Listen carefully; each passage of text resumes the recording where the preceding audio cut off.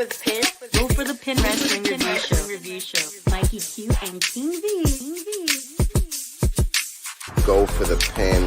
Have a nice day every day, and Go for the pin. Go for the pin. Weekly wrestling review show. Keep killing it.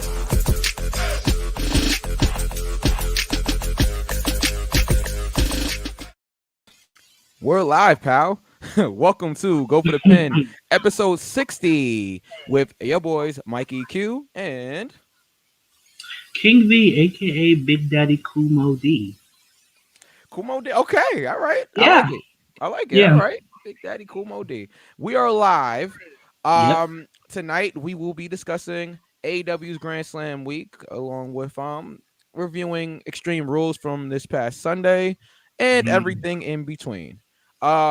Couple of notes before we get started here. This weekend, Friday night, Jersey, get ready. Battle Club Pro comes to Ridgefield, New Jersey.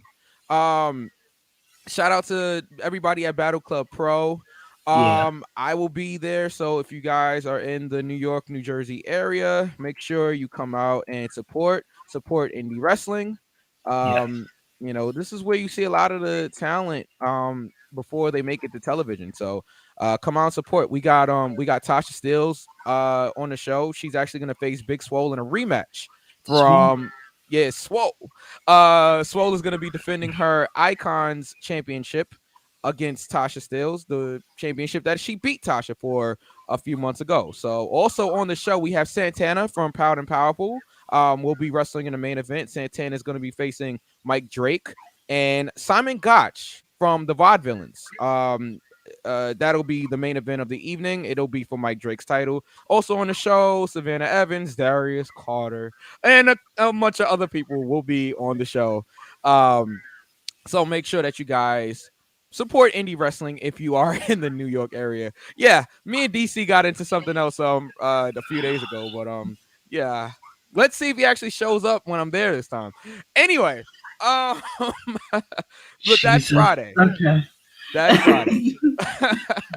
Also on Friday, a couple of house cleaning things here. Also on Friday, I dropped my first song. It's called Team. It's featuring my boy Ty Wiz. It'll be available on all streaming platforms. So please stream it. The video also will be dropping this Friday. Now, enough about me. Let's get into some wrestling talk here. So last week it was AEW Grand Slam week, and was it a Grand Slam? Did they hit it out the park? Well, we'll talk about it. We'll talk about it. Let's get right to it. So, as last week's episode was named, Mike's gonna be there. Guess what, guys? I was there. He was there. I was there. So AEW. Before we get there, we're supposed to be joined by a special guest tonight. He's been on the show before. Jonathan Prophet on Facebook. He goes by JPSMusic on all platforms. And as I say his name, he pops up in the green room, right? So he is backstage, right? We'll get to Jonathan in a minute. But yes, we have JPS Music representing. What is that? Representing. I don't know what that is. I didn't know if I wanted to say representative or representing. Representing. You're right. Representing. Words mean things. Right. Words do mean things. Yeah. Yeah. But we'll get Jonathan on in a few minutes. But yeah, just want to say before we get to Dynamite, they taped Dark. And they also taped Rampage. So those were the tape shows, and Dynamite was live. On Dark, I missed Thunder Rosa's match because I was at the concession. Sorry, Thunder Rosa, but I heard the pop she got. It was amazing live. I'm not sure the girl that she worked, but it was pretty much a squash match. Big Show got a big Paul White got a big reaction also on Dark. And he didn't have to do much. All he did was give a few chops, a choke slam, and that was pretty much it. So but shall we bring on Jonathan now? I think we should bring on John. Might as well, let's do it. Let's do it. JPS Music is in the building. We got. Wait a minute. All right, wait. Some technical problems going on backstage. Okay, I'm gonna use this one instead. I see the second What? stream here. Yeah. Oh, what All right. this? Let's just bring them up here. Yeah. All right. Looks like we're having a little bit of streaming issues here. We are live, but Jonathan, if you can hear us, you are live. We're gonna go for the pin. Okay, I guess that one is not gonna work. Right. All right. Well, as Jonathan gets his situation taken care of, try to use the link. Get back on, and we'll put you back on. As Jonathan gets his situation situated, let's get into Dynamite. So, Dynamite opened with Kenny Omega versus Bryan Danielson, and you guys told me it wasn't gonna happen. You said right on this show last week. All right, nigga. No. All right. No. All you right. Guys swore up and down. Cute. I don't think it's gonna happen. I said, guys, it's gonna happen. I said it's gonna happen. Niggas go to a live AEW show and show out. Okay. Oh yeah. Because I'm gonna be there. Okay, you were there. And that was episode 59, by the way. If you guys didn't hear it, check it out. It's on all your DSPs. But yes, I was there. And let me tell you, from even before you got to the building, right? You know what a show's gonna be like when you're outside waiting to get in. Yeah. And I'm telling you, they were chanting. I mean, we're talking Adam Cole, baby, all throughout, the outside and the line. I don't know anybody that follows me on social media. I put how long the line was on my Instagram. And let me tell you, I've been to countless WWE events. I have never seen a line like that. Like, that line was ridiculous. Now, to be fair, there's only one way into the building. So maybe that was, but it was legit 20,000 people waiting to get in. Like that's how many people was out there. So the atmosphere just going into the building, people were happy to be there. And another live, observation was you go to these WWE events and what do you see? Children.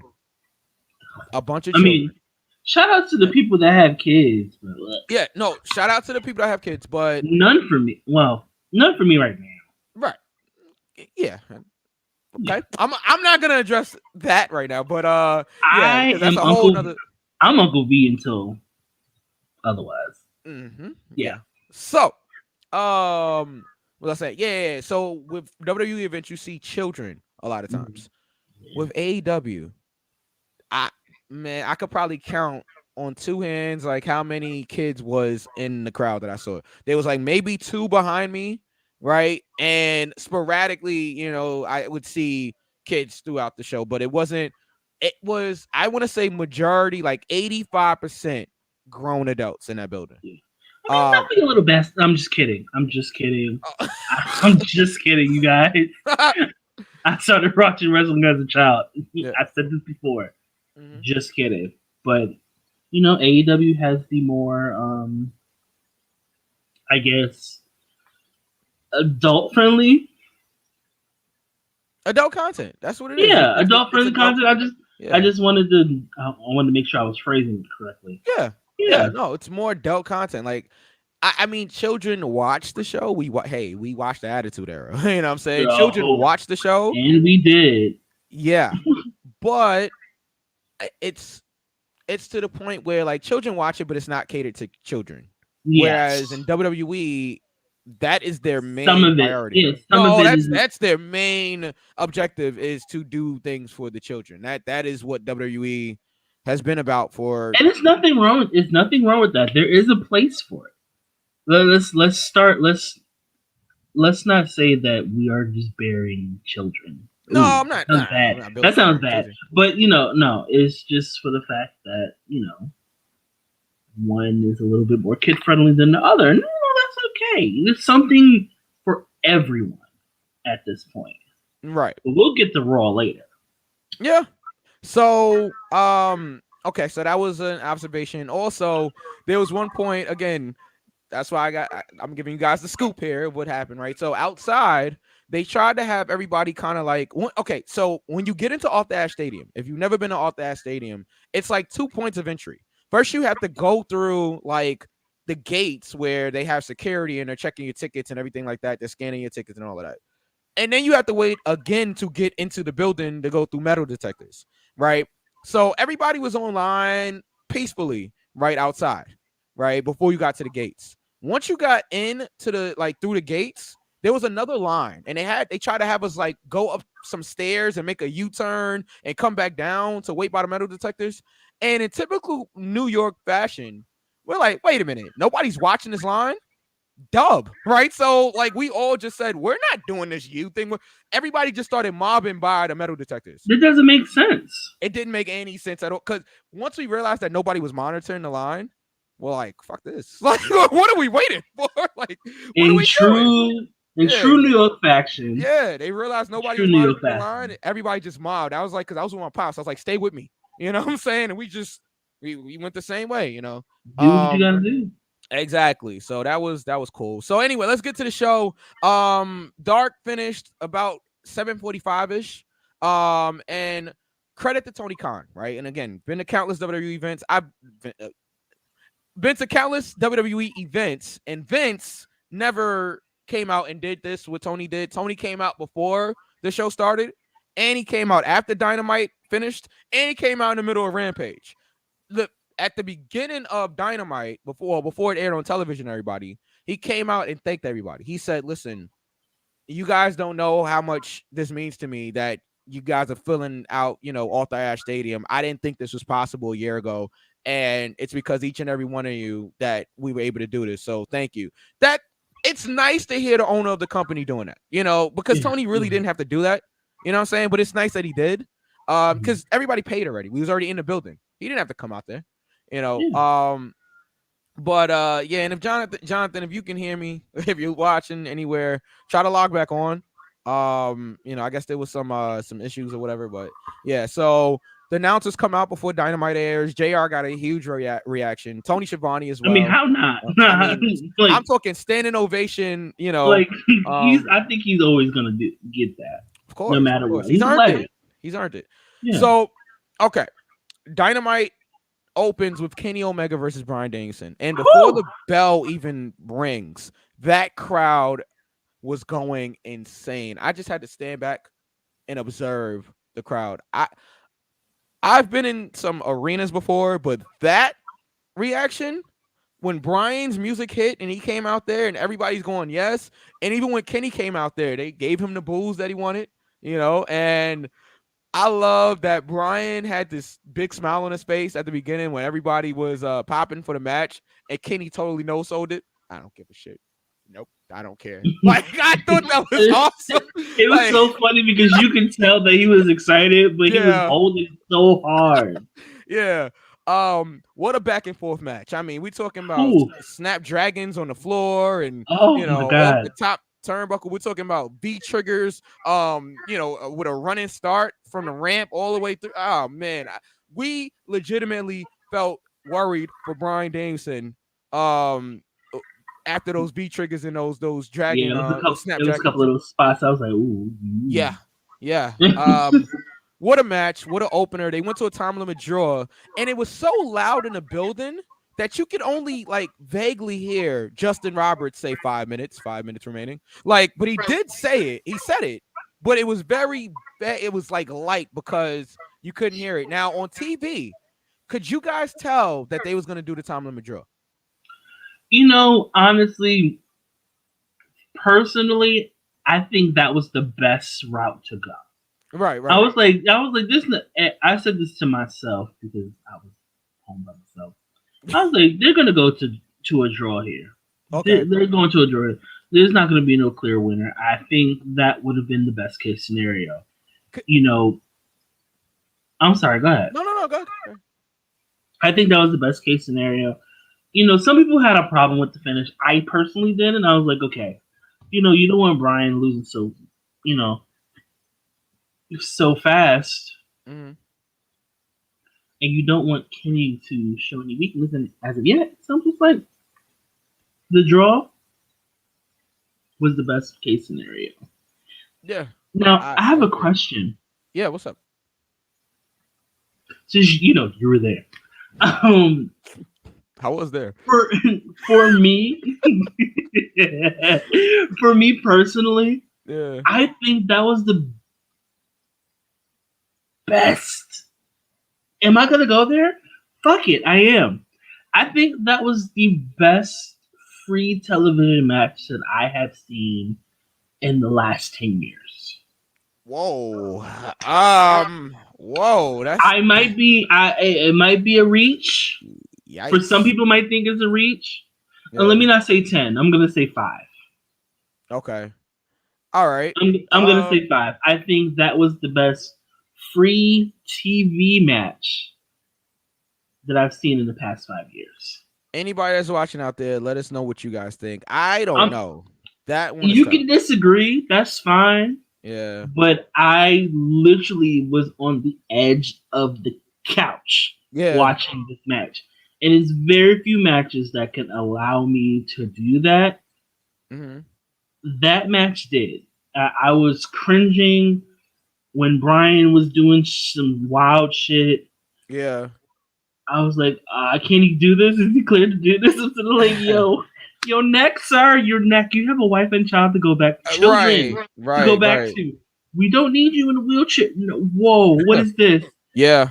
I was legit on the edge of my seat watching this whole entire match, and it was so good. Yeah. Say what you want about Kenny Omega. Say what you want about Kenny Omega. Kenny's one of the best in the world. He puts on a hell of a match. Yeah. And that was one hell of a fucking match. I mean, that might have been the You see? I was gonna say it might have been the best match that I've been to live, but I was at Bayley versus Sasha, and I think that might have been the best. I wasn't. Yeah. I wasn't. So it's tough. It's close. I'll say this, right? I think that is definitely match of the year for television as of right now. I agree. No, I hard agree. I know a lot of people said Seth and Edge, and Seth and Edge deserve their credit as well. But I think that Bryan Danielson and Kenny Omega just tore the house down, and they did. They also had the crowd heat, and they had people caring about everything that was going on in there. They had the storytelling with Bryan in his head and his neck, like it had everything. It had high spots, it had wrestling, it had brawling, it had all that. So, yeah, yes, phenomenal match. I think time will tell if it is the best match of the last 5 to 10 years, but I definitely think that it could be in contention. So I'm surprised it was so early. I'm surprised they started. I think I know what they did though. Why? So my theory is if they would have started that match at 9:30, people would have been able to tell that it was going to be a time limit draw. So I think that was the first reason. The second reason is I think because Britt was defending her women's championship, they wanted to put her on last. And I think that was like a decision. Do we put Britt on first or do we put on Kenny and Brian first? Honestly, yeah. I'm sorry. I'll let you finish and then I'll say what I want to say. No, I was just going to say that I think that that's the reason they did it. So it'd be less predictable to have it go on first versus if you have them go on at 9:20, 9:25, and there's only a half an hour left. People will be able to tell they're going to do a draw. So I think that's the reason. Because honestly, I would have put Britt first. Yeah. I would have put Britt first. I personally would have. I get it. I don't run the company. But we'll get to Britt later. Okay. But I was just so amazed by that match. It was just it was well done. Man, I don't even know what else to say. Yeah. Like, that was the best match that I've seen on TV. I know I said in the past 5 years, and I'm sticking by that. Yeah. But that was the best TV match that I've seen this entire year. Mm-hmm. And that's the hill I'm dying on. Yeah, that's fair. It's fair. That's the hill I'm dying on. Yeah. I mean, Roman's had a lot of good TV matches as well. Like, I mean, but that's fair. That's fair. All right, so let's keep going. We had a CM Punk in-ring crowd again going crazy for CM Punk. I mean, And even Punk said, "How do I follow that? I don't." So he cut a promo about Team Taz. Nothing really crazy about that. Stephen Amell was in the crowd, and even during the commercial break, he's like, "I want a match," and everybody's like, "Sit down," But hey, don't do that. Don't do that. Stephen Amell is a former Bullet Club member. Okay. Bullet Club. Yes, he is. Look it up. Stephen Amell is a former Bullet Club member. He is Green Arrow. He is the Green Arrow. And he's the star of Heels on Stars. Oh, shit. He is on Heels. Yeah, he's the star of Heels. I forgot he was on Heels. I really forgot. It's his show. I forgot. He's always going to be Green Arrow to me. Yeah. So that's for those who like DC Comics. But yeah, I forgot he was on Heels. Oh shit. Yeah. Oh well. I gotta watch that. He said he bought his gear and he wanted to wrestle. And Not also his Stephen gear. Amell he had 3 matches. Remember, Stephen Amell wrestled. He had 3 matches. You're right. He had a match against Christopher Daniels. He had a match against Stardust at a SummerSlam. I was at that SummerSlam. I was actually at that SummerSlam. Yeah, it was in a Barclays Center. Mm-hmm. Was that the same year as Bailey Sasha? Yes. Yes, it was. Yes.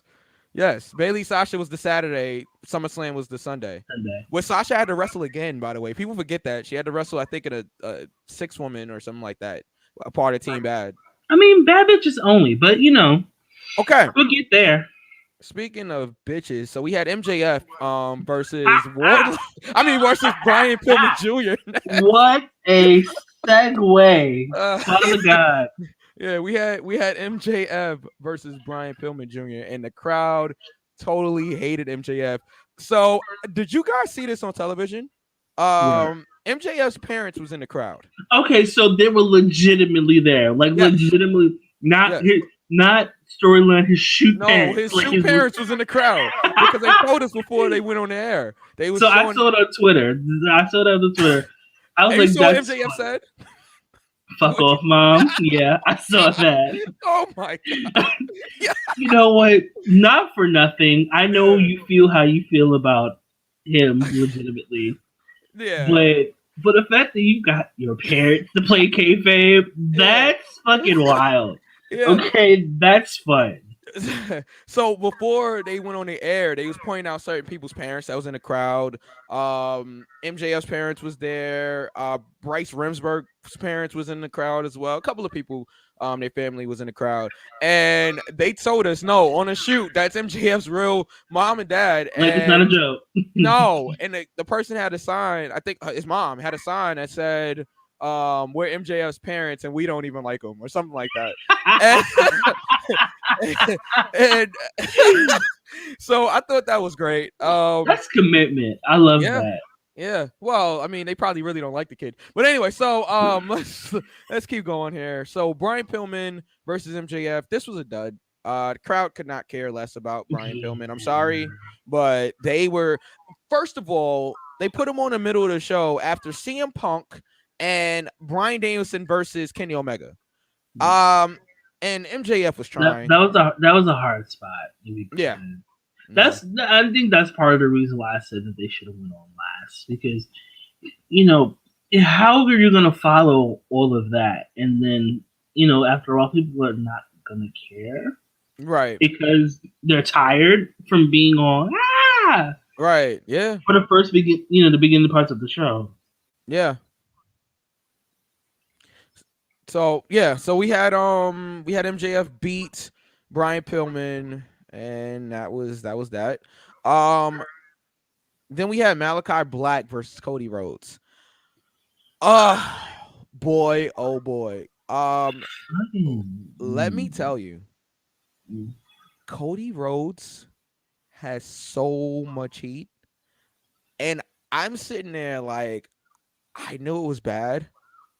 I didn't know it was this bad. Like, just go away, you and I was gonna say something really rude. Jesus. Rhodes to the Top airs tomorrow night at 10 p.m. on TNT. Fuck about that. Watching that bullshit. I will be watching it. But okay, so look at us in our mixed baby. Okay, so what's your name, Cody, again? just so we're clear, briefly, please. No, Yes. this will go way too long. Yeah. So let's just skip past that. It's more so his wife than him, but yeah. All right, speak about it then. No, we can move on. I'll talk I don't about have it. that heat with Cody. That's what I'm trying to. Talked about. I know you have, but that promo. The promo was bad, but and then it's like, okay, it was a promo. Brandy and her foolery. I'm tired. But I guess a lot of people are tired of Cody and Brandy, like I am. So, yay, everybody! Everything they pop for his entrance, though, right? Because his entrance is spectacular. Yes, they pop for his entrance. His entrance is spectacular. I will say that his entrance live is amazing. His music is awesome. So. I mean, I get it, but when the bell rang and the match started. Let me just tell you, Cody had so much heat. Everything he did, they started booing. And at one point, he did acknowledge it. I think he had Malachi. He had him like in a headlock, or he grabbed him and he looked around. The crowd's just boo, right? And he looked around, and it's like he kind of like had that Rock moment. Remember when the Rock like went back in like the Attitude Era, where Rock was supposed to be a babyface and everybody just turned on him? Boom, Rock yeah. had that moment like Rocky sucks. Yeah. Die, yeah. Rocky, die. Oh my god.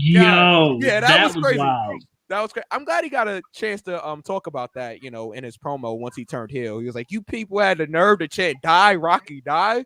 But yeah, well, they was chanting "F you, Cody," clap, clap. Yeah, clap. I wouldn't go as far as die, Cody, die. That's come on now, like what I'm saying. I would not. No, I don't like Cody wild. or his wife, Jesus, wife. But I would never go that. I would never go that far. Okay. That's for people that's going to jail currently. Yeah. That makes R&B music from Chicago. That is who that's for. That's they throwing him that's under for the jail. Malachi Black gets the win after he spits he spits in Cody's face and he rolls him up. Yeah.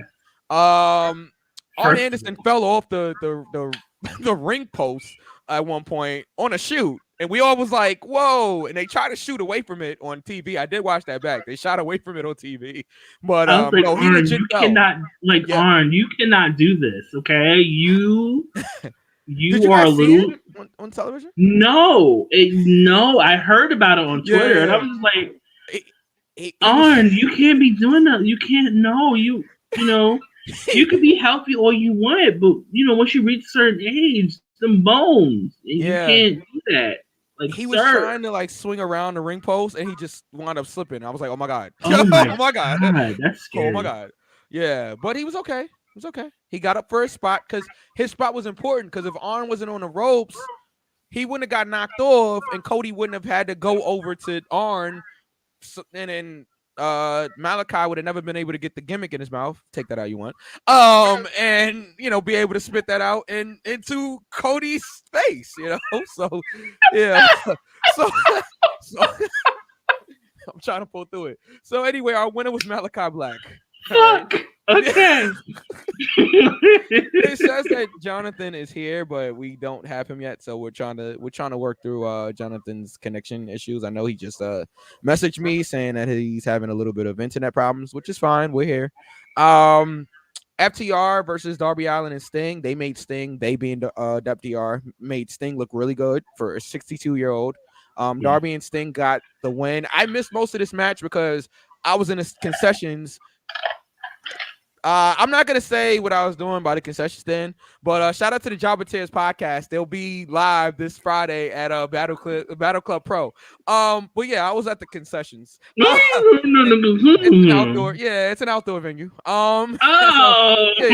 was an outdoor venue. Were you like going? You went in the high grade level thing. So we don't got sell it. It's Darby fine. Allin. Yep. We got Darby Allin and Sting winning at the great spot there where I'm gonna try to send this invite to our good friend Jonathan. But yeah, after a coffin drop from the top to Dax? No, it was Cash, and Dax took the submission loss. So I heard it was good though. I could hear the pops from the crowd. So I did see pieces of the Sting match, so I can officially say I saw a Sting match live, which is cool. Okay. So then in the main event, we had Ruby Soho versus Dr. Britt Baker, DMD. So I'm rushing back to my seat once I hear the doctor will see you now. I'm rushing back to to my my row. They had a solid match. They had a solid back and forth, hard hitting match. And Britt Baker gets the win with lockjaw. And Ruby had a nice thing on Twitter that she said. She was like, "Man, Britt, at least take me out to dinner next time." Like, because she had the lockjaw. She was like, "Before you stick your hand down my throat." I thought that was funny. All right. But yeah, that was funny. But yeah, what did you think of this match? And what did you think of that? Okay. So if they were gonna, like I said, if they were gonna do this, yeah, Britt should have went on first. Mm-hmm. If Britt was retaining, Britt should have went on first. Part of me was hoping for a different result. Really? I was. Now this begs the question: who's dethroning Britt Baker? I don't know. And at this point, I don't think they have anybody, which is fine. Like, let Britt hold it as long as possible. Like, until you build somebody up that is credible enough to beat Britt Baker. I mean, we don't want her to Mae Young it. Excuse me, not Mae Young it. Wrong person. We don't want her to Fabulous Moolah it. Yeah. When Moolah had the title for 27 years. You know how I feel about that one. Yeah, yeah. I think most people share the same sentiments about her now. Yeah, but who's gonna dethrone Britt Baker? I don't think we have the person yet. I don't think. You don't think so? Nah. I mean, unless it's Thunder Rosa, I could see it being Thunder Rosa, but other than that, I don't think we have the person yet. Because I think Ruby Soho would have been the perfect person. I think. Nah. Okay. Maybe not now. Maybe not now. Yeah. Maybe down the line. I don't know what we're gonna do with that, but as for overall, it was a really good show. I was very entertained. A couple of things I was like, on. Yeah. But they put on a really good show. I'm just gonna give it a nerful. You're gonna give it okay. And we'll bring Jonathan on in a second if you can hear us just on there. Well, because I was there. I'm giving it a 3 count. I mean, it was phenomenal. I mean, that Dynamite was amazing. And as far as like the Ruby Soho thing, at one point they did kind of have me worked because they put it on in the main event, and I'm thinking, wait, is Ruby gonna win the title here because it's in the main event? But no, swerve. Britt Baker retains, and again, judging by the crowd reaction, it was the right move. It was the right move, and Britt is still over. Like Ruby just got there. I'm not putting a title on Ruby Soho, right now. And could she work her way back up to beating Britt? Yeah, possible. But I don't think that would have been the right move right now. Nobody should be beating Britt Baker for the title right now. In my opinion. Okay, let's bring up Jonathan. JPS Music, on all social platforms. Let's do that. Is Jonathan in the building? We got black screen going here. I think Jonathan's in the building, but if you can hear us, I guess not. Having some technical issues here. Yeah, we are live. You're live now. Live now. Wait a minute. Wait. Let's see. I see it buffering on our screen here. So it's loading. Yeah. We'll get Jonathan's thoughts quickly on Dynamite and all of that once we get him up here. Okay, well, nobody likes dead air, so we're gonna keep going until Jonathan gets up here. So this taping also featured Rampage. I know it aired 2 days later. But yeah, so Rampage. Quick notes on Rampage. We had CM Punk versus Will Hobbs in the opener.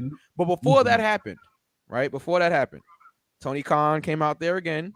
And, well, before Tony, he said, all right, Tony Khan came out there. Britt stayed out there for like 5 minutes after the show went off the air, just, kind of playing with the crowd a little bit, doing her DMD thing. It's over. It is over. Yeah, it's over. And she's an actual dentist. People forget that. She is. And a legitimate dentist. And she still practices Tuesday, Thursday, and Friday. So it's not a gimmick, y'all. I mean, it is. It's not a. Well, I mean, it is, but it isn't. Like, she's a legitimate dentist. She got being a dentist over. Isn't that amazing? That's wild. Yeah. Because a woman can. Yeah. Right. So on Rampage, I did not watch this back, right? Rampage started with CM Punk versus Will Hobbs, correct? Yes. Okay, that's not what happened in the building. So in the building, right? V's gonna get upset, but it's okay. I feel it. So in the building, all you heard was something over. I'm flipping something over. And no, you don't have to. You don't. I'm gonna find something to flip over. Okay. No. It's fine. It's fine. Yeah. Right. Fine. So in the building.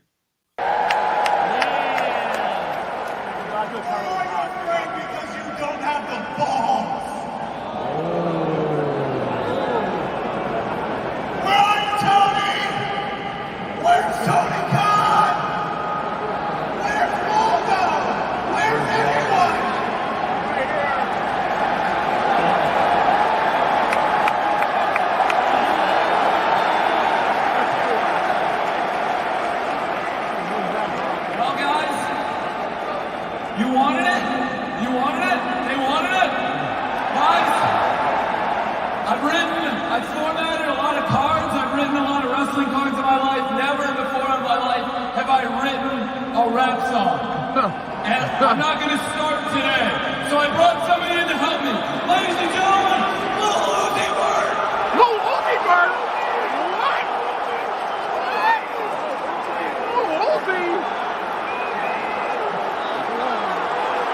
What? Yeah. So the claim. Yay, more abusers! Woo! Go AEW. Whoa. Yeah. Something I don't know. All right. Wait. You didn't hear about the we'll get to that. We'll get to that at another time. When Miss Mama's abused his ex-girlfriend and pulled the gun out. Okay. All right. That was Uzi? Go ahead. Yeah. So okay. So I'll before send you the article. Yeah. So before that happened, the Acclaim came out there, and they cut this rap song, right? Extremely over with the crowd. It is what it is, right? And this was before Rampage went, like, they started taping for Rampage. Apparently they did show this footage on Dark from what I'm hearing, but yeah, this happened actually before Rampage started taping.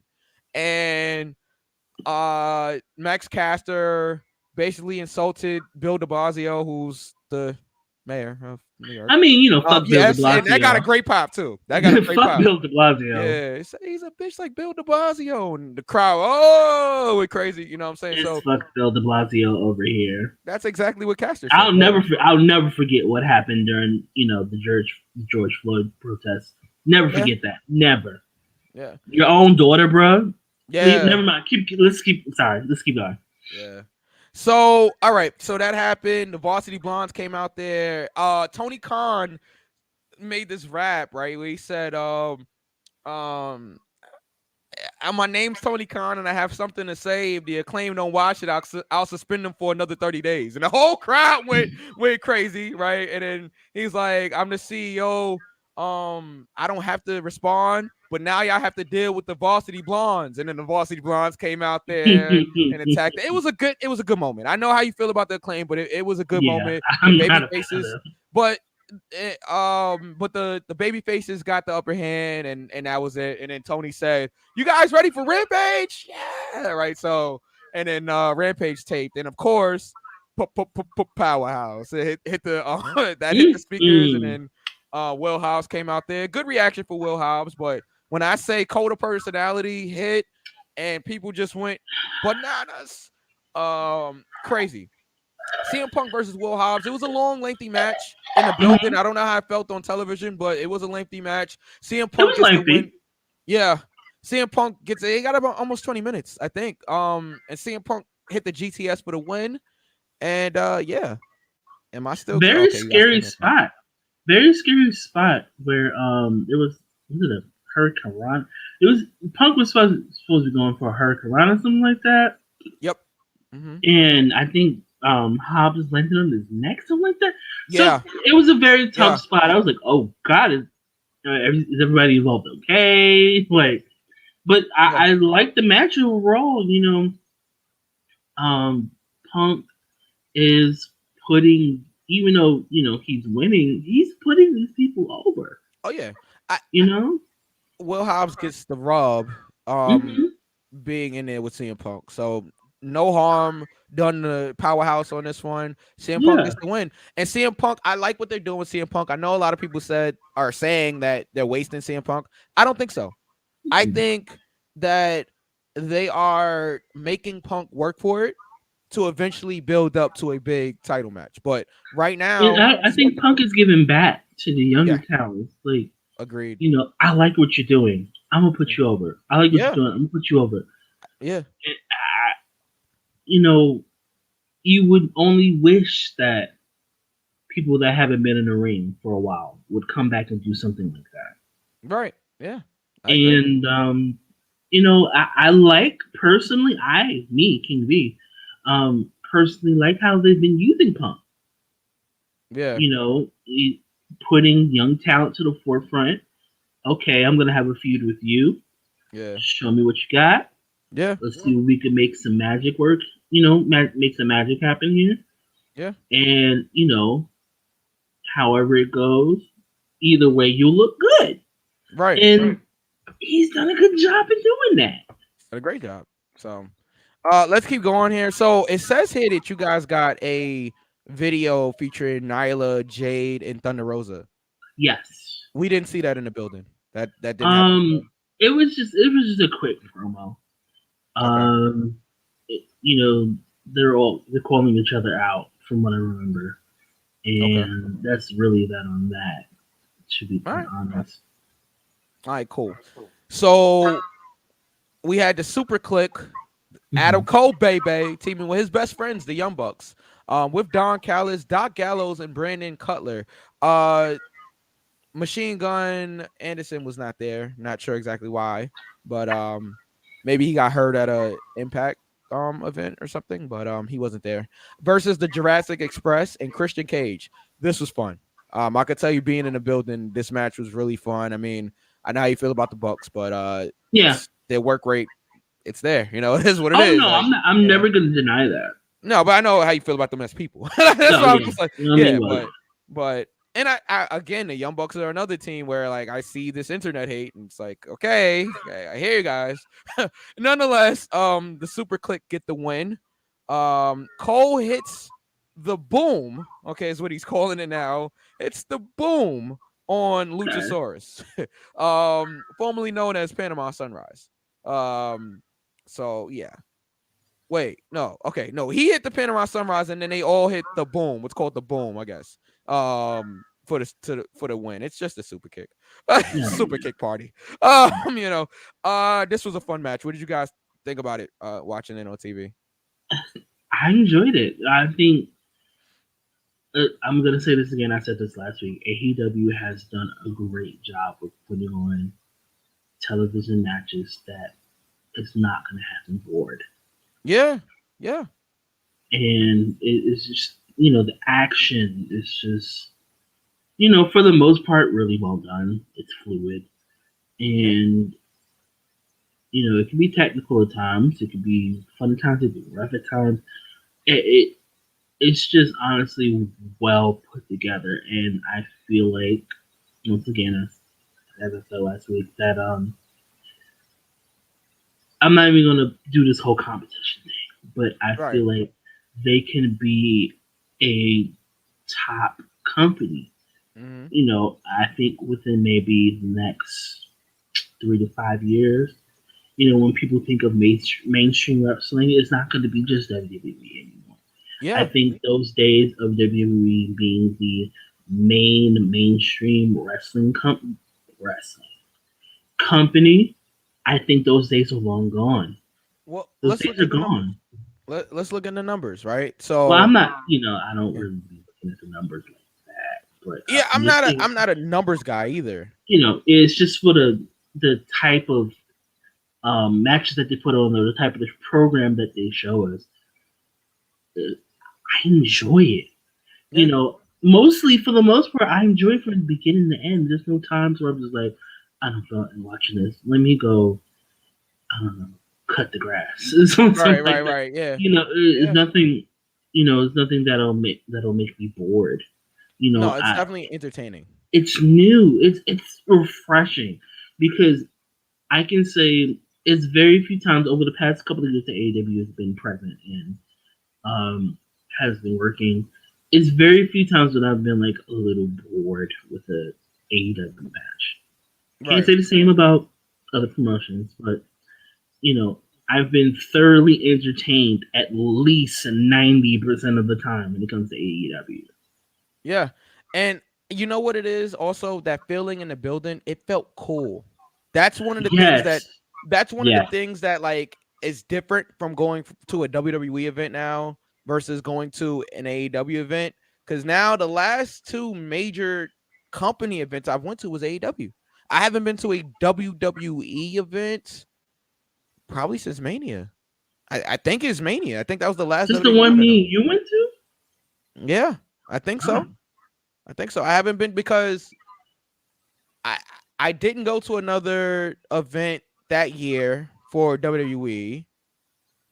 And then COVID happened the year after that. Mm-hmm. So I have not been to I went to AEW in October of the year that we went to WrestleMania. And that was the last major. Like, I'm going to indie shows, but I haven't been to one of the majors, I guess you could say, other than AEW.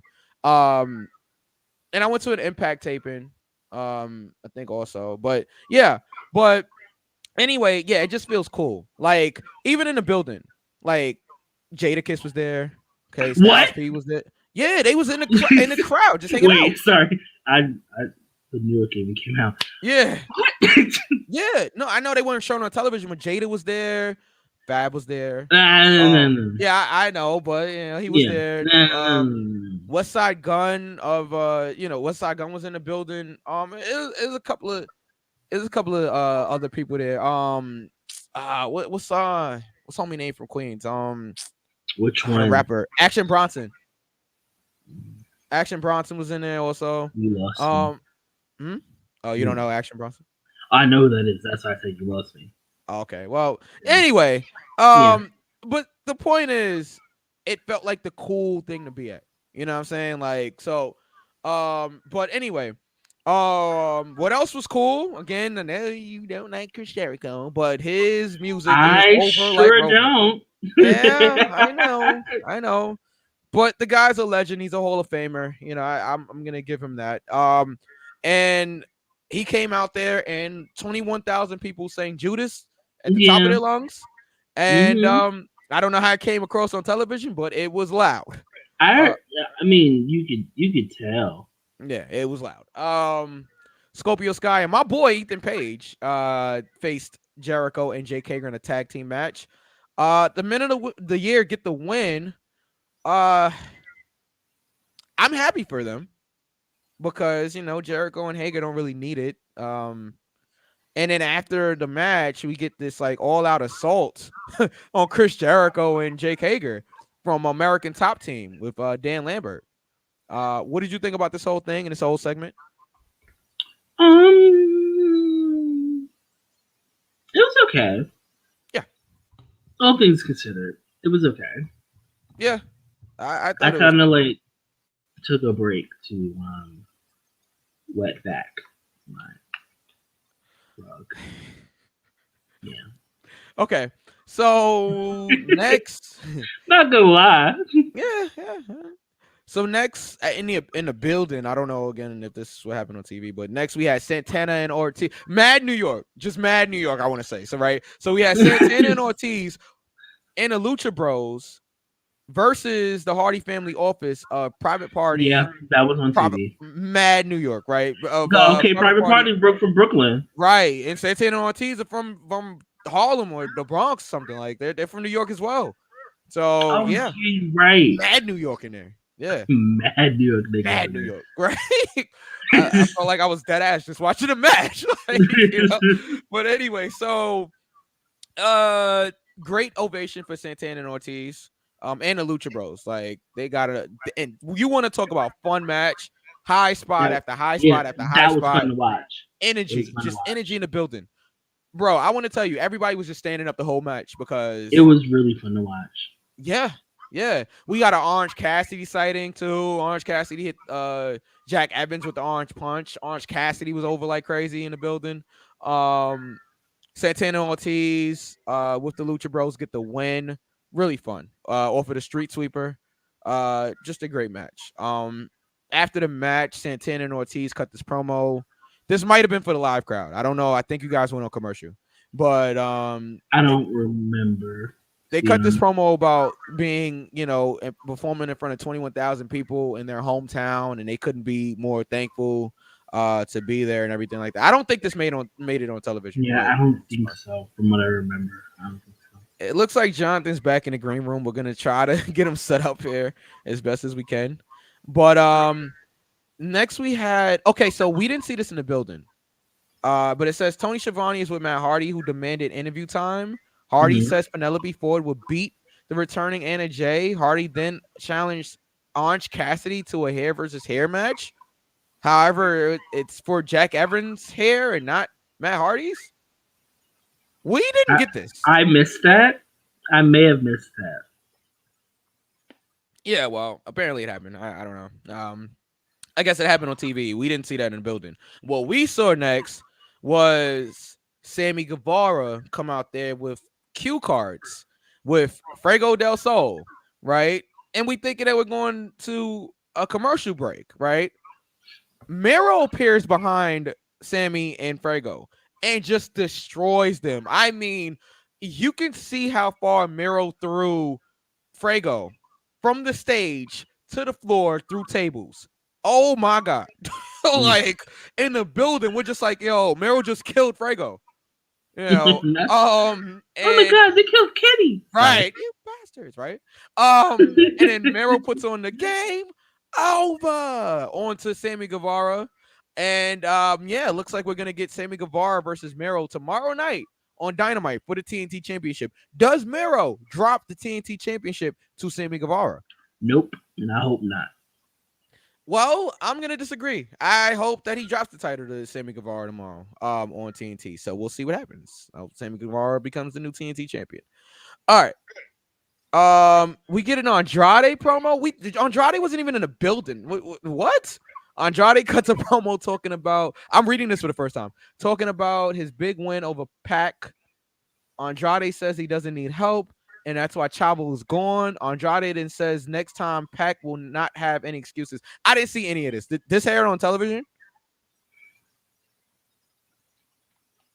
I think it did. I'm really trying to remember back. I think it did. I honestly really paid attention to the actual matches itself. Yeah, because that's what we got in the building was the matches. We didn't get really any interviews. After the Sammy thing, they got them out of there and joined the Dark Order. Hit the speakers, and Anna Jay came out there. Good reaction for Anna Jay. Dark Order's over. They all was doing this with her, and we was wondering was she gonna throw up Dark Order, and that was like the big question in the building. Is she gonna do it? Is she gonna do it? Because at first she did her whole Queen Slayer thing, and then she kind of did it quickly. She kind of threw it up quickly. You know what I'm saying? And I was like, okay, she threw up Dark Order because the graphic still said Dark Order. But with all of this infighting that's going on with Dark Order, I don't know. Penelope Ford and Anna Jay had a match. It was a match. And it looks like so Allie got involved, which brought out Ty Conti, who got a big pop. Ty Conti gets laid out, for trying to help. She did her best. Yeah. She got laid out. Brass knuckles, pal. Okay.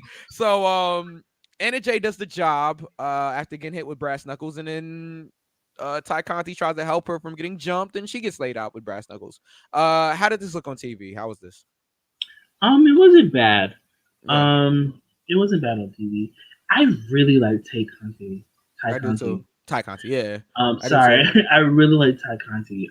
Because it's spelled Tay, but you know. Yeah, that's how I was like, oh, I fucked up. I really like Tay Conti. Everybody involved, I enjoyed the entire segment, but I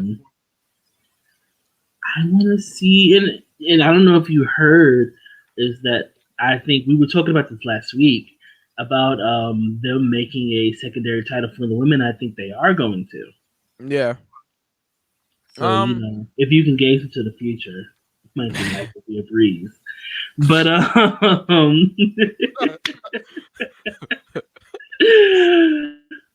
so I think I want to see what the women's landscape is going to be like.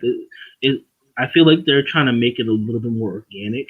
Yeah. Than just throwing it out here like, okay, women, yay, you vaginas, and wow. Wow. Wow. I mean, well, wow. All right.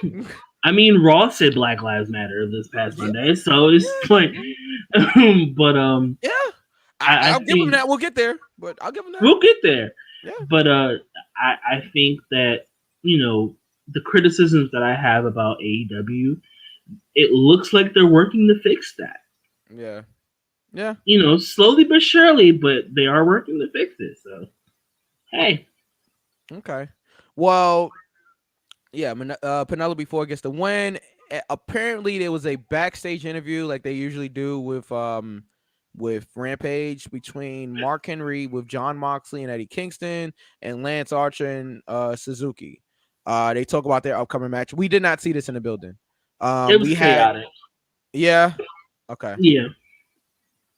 Okay. Well, in the building, we were told when the lights go out, this match will start, and it will be unsanctioned or whatever, right? Even though it's being done at AEW, so technically they are sanctioned. Whatever. So yeah. We had Lance Archer and Suzuki come out first. Suzuki's whole music plays. Eddie Kingston and Jon Moxley make their way through the crowd. I don't know if you saw it on television, but some guy pushes Eddie. Eddie pushes them back. And yeah. I saw that. Yeah. Some guy pushes Eddie. Eddie pushes him back, and John's like, keep going. AEW. Because of course there's no security anywhere near them. There might be now. Yeah, I think there should, because I did rock your shit. So like, or Punk from back in 2012, where the guy slapped him in the back of his head. He turned around and because that was Punk let him get one. Punk, he hit him the first time. Punk looked back like, all right, you know what I'm saying? And then he did it again and Punk just started wailing on him. But yeah, anyway. This was okay. Okay, it was okay in the crowd, for the live crowd. It was okay. I think New York was expecting more violence. I think they was expecting blood and things like that. Yeah, we didn't exactly get that. Hey, hiccups. Yeah, we're live, pal. We didn't exactly get that. We did get homicide. Making a surprise and not literal murder, you guys. No. Former LAX member, former original LAX member, homicide. Mm-hmm. You know what I'm saying? So, he came out to help Eddie Kingston and his longtime friend and Jon Moxley. Moxley gets the paradigm shift. And yeah, they win a match. They being the baby faces. Moxley, Homicide, and Kingston celebrate as we go off the air. What did you guys think of this at home? Okay, so I was like, okay, I guess. Okay. I will say I did like Dynamite more than Rampage. Really? Yeah. I've heard opposing thoughts. Let me rephrase that. No, I like Dynamite more than Rampage. Okay. I really like the Punk Hobbs. I really like that because I like them both. But Right. I was honestly thoroughly entertained by both shows. Yeah. And yeah, I think if I'm gonna grade it, I'm gonna give it a 2 count. But this is like a very high 2 count. Yeah. Let me get that graphic ready for you. All right, so 2 count. Hmm. I mean, again, I was in Since the you were movie, so there. it's the 3 count. Yeah. Yeah. It's 3 count for me. You know, Mike You know what I'm was there. saying? Yeah. Yeah, well, Mike's gonna be there, and I was there. All right, so yeah, I thought okay, so I saw a lot of people saying that Rampage was actually more enjoyable than Dynamite. And if it weren't for Kenny versus Bryan Danielson, I would probably say Dynamite. If it wasn't for that match, I would say that Rampage was better. But because of that match, I'm gonna give the edge to Dynamite, but I think Rampage was right there. I thought Rampage was a phenomenal show. I think that's why I said a high 2 count. I didn't say near fall because I didn't enjoy it that much to give it a near fall, but it was very high 2 count, like almost a near fall. Right, I get it. Now let me see. Did you guys didn't get the Eddie Kingston post match, right? You just got them celebrating. You didn't get any promo or anything after the show, after the match ended, right? Not that I remember, and somebody can correct me, please, if I'm wrong. Because I've been, I was doing a lot that day, so yeah, I'm not too sure based off my memory. But of course, if I'm wrong, go ahead and tweet us or tweet me, and be like, you missed this, V. Okay, maybe I did. But I mean, remember, like people do, they always count on you. The things are good or bad, Yeah, I mean, yeah. It's just the memories that, the song. Yeah. Shout out to all my West Indians out there. Hi, it's me. It's me. It's me. Now, hold on. Let me see something, guys. We're doing this live. I think I have the Kingston promo, but I'm trying to find it. And they can't flag me for it because it wasn't on TV. So, because they like flagging me now. Like, I'll give you something to flag next time you flag me. I'll give you a reason to flag me. I can't find it. Flag me? Yeah. Who's better than us? Right. No, who's better? Oh man, did you see Kane's Fuck Undertaker. I guess you did. Yeah, I did. You damn right I did. Okay. Very sad. Who better? Yeah. Yeah. And I didn't know that Kane was so innovative. I just wanna say that. But yeah. Just on Eddie's promo, he basically said kind of like the same thing as Santana and Ortiz. He thanked everybody for coming. He sent everybody home happy pretty much, and they played "It's Up to You, New York, New York." I mean, considering a lot of demographic. Never mind. Yeah. Okay, let's go to Extreme Rules. let's go to Extreme Rules. We're already over an hour. Like Ja Rule was like right there. Nigga. Yo, that would have been crazy. Fucking Dipset out. Look, if that was me, I'd play the Dipset anthem. That would have been crazy. You would have thought I'm from Harlem. No. All right, so WWE Extreme Rules was this past Sunday. And wasn't really extreme. It wasn't really extreme. It was like more like moderate rules, right? Like, I mean, like it was mad rules. Like what the fuck? Mad rules. Mad rules. Like this mad rules. I think we got a DQ on the show, but I know why. All right, so let's run through it quickly. I did not watch the pre-show, but I'm happy for Liv Morgan. I did. Okay. Yeah, Liv Morgan won. That's all I really got to say. That's it. So then we got an impromptu 6-man tag to start up the show. Like, what? Okay, so it featured AJ Styles and Omos and Bobby Lashley versus the New Day, featuring the WWE champion, Big E, of course. Yep. What an opening match here. This was a great 6-man. New Day get the win. When Bobby Lashley gets pinned by Big E. And yeah, I mean, I don't have that much to say about this match. It was just thrown together, but boy, did it work. I mean, this it was worked a this hot time. opener. It was. Okay. So for the tag team championship, we had the Usos versus the Street Profits. Good back and forth match. Montez was selling his ribs after this past Friday, where the Bloodline attacked Montez Ford. Angelo Dawkins was not at SmackDown, so that's why Tez got beat up. And this was another good match. The Usos defeat the Street Profits. What do you think about this?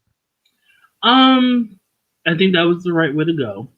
Yeah. I think that Usos and the Street Profits, honestly, that could be another marquee match.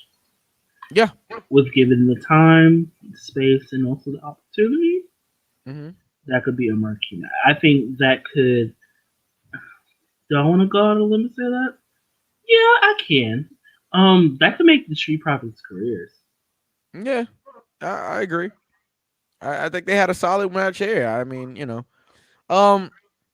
so then we had for the Raw Women's Championship, we had Charlotte Flair versus Alexa Bliss. Good back and forth stuff here from Alexa and Charlotte. Charlotte grabs Lily and tosses Lily at Alexa, then hits a big boot. Natural selection. 1, 2, 3. Alexa does the JOB in her hometown. As I kind of said on this show last week. You did. So looks like I was right for 3 so far. Well, no, for 2, because I didn't know that the first match was even gonna happen. But yeah, so these 2 got that right. Did you predict the title change? I think you did. Yes, I was the one that predicted the title change. I feel like we should have gotten the title change, but I guess. But I mean, after the segment from Raw the previous week with Alexa on top, and I don't mean like how she was with Randy Orton during that feud. Wow. But yeah, with Alexa Bliss on top as the segment went off the air. I mean, I kind of and then he made that choice. And it I did. And then well, Alexa made the choice too. But anyway, so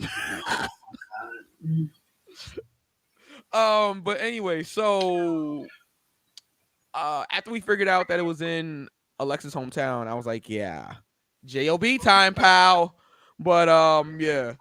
It's a Vince thing. You're better at these impressions than I am anyway now, but I can see Vince saying, "Oh, it's your hometown. You got to do the job, pal." So. Now, I have a question. Now that we talked about how Alexa was in her hometown and Lily was actually ripped to pieces, destroyed, and I was popping like nobody else. I was like, "Thank God to get rid of this stupid doll." Are we done? Okay, hold on. With I cannot stand it. I'm stressing out. Like Naomi. We'll get there, Jonathan. What happened, bro? We're waiting for you to come. What happened? Internet problems. It's all good. We'll get you on another time. But But do we go back to the goddess? I think are we gonna? Is Alexa gonna have some time off? I don't know. How are they gonna play this out? Well, she wasn't on Raw on Monday, so I mean, maybe she is just kind of chilling right now. I don't know. It looks like Charlotte's moving on, which is a good thing. And I mean, she kind of went crazy, she being Alexa, after the match, and she tried to like put Lily together. There was a thank you Lily chant. Let me just say that this Ohio crowd was on point. That crowd made the show even better, like made it way more enjoyable. So I enjoyed the crowd more than I enjoyed the show. I mean, okay, we'll continue. I enjoyed the show, and I saw a lot of like negative comments about the show, and I'm just like, every match on the show was good. I don't know where the problem is, but all right, we'll continue. Right, so For the United States Championship, we had a triple threat. We had Damian Priest versus Jeff Hardy, who was really over. I mean, they didn't cheer for anybody else except Hardy the whole match. And fella Sheamus for the United States Championship. Priest retains. Good match. Very good triple threat match. He being Damian Priest defeated Jeff Hardy and Sheamus after Damian rolled up Sheamus for the pin and the win. No problem there. So I just want us to, if we haven't already, put some respect on Sheamus's name. Yeah, totally. Because I don't know if it took until recently to figure out how entertained by Sheamus that I am. It's like, I don't know if he's in his giving back era right now. I don't know. But, you can really count on Sheamus to put together a good, to bring out the best of people. Yeah. And I think Sheamus is at his best right now. Yeah. Yeah, I would agree. I would definitely agree.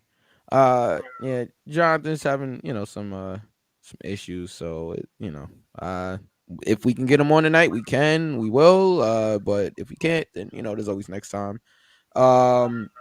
Let's keep going here. Okay, so we had for the SmackDown Women's Championship, we had Becky Lynch versus Bianca Belair. This match had a lot of crowd heat, which is so nice to hear and see. Becky is phenomenal in her role. Bianca is phenomenal in her role. I mean, you had two people that had the crowd in the palm of their hands. And at one point, it felt like they was losing the crowd a little bit. Like, because I'm watching it with my pops. I was like, no, no, they didn't watch. Because I think they did a double down spot, and the crowd was kind of like, they didn't react yet. I'm like, no, those two know exactly what they're doing. Becky's a veteran, and Bianca is so wise beyond her years in the wrestling business. They knew, no, stay down, sell. They will come alive for you guys. Stay down and sell. And that's exactly what happened. So, I mean, I thought the match was really good. Really, really solid match. It got to the point where Becky went for a disarmer before Bianca powered up to her feet. I think she was going to go for the KOD. Sasha Banks comes running down and attacks Bianca and Becky. And I had tweeted before the show even started, well, Sasha cost Bianca the title, and that's exactly what happened. You did. It's exactly what happened. And I mean, look, everybody can complain about a disqualification on a pay-per-view. I'm one of them that complains about it, but in this situation, it makes sense. It was a good call. Now, everybody said, how do you have a DQ on a show called Extreme Rules?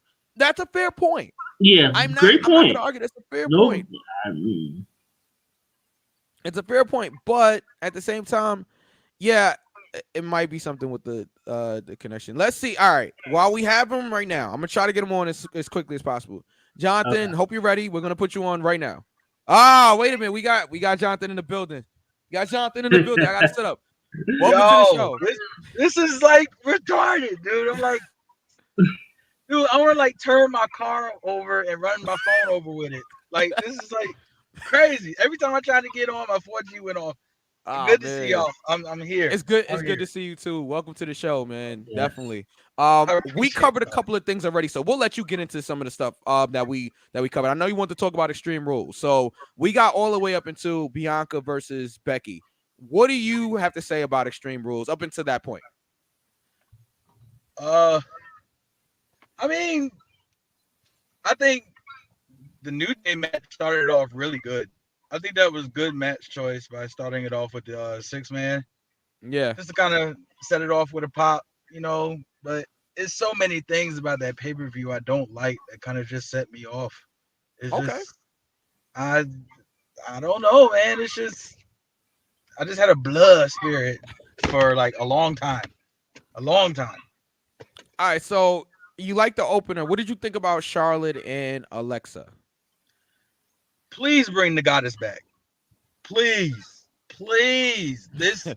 This Alexa voodoo character should have ended when the Fiend left, like Yeah. a long time ago. Like I got it. It made sense when the Fiend was there, Yeah. but now it's kind of like what are we gonna do with it?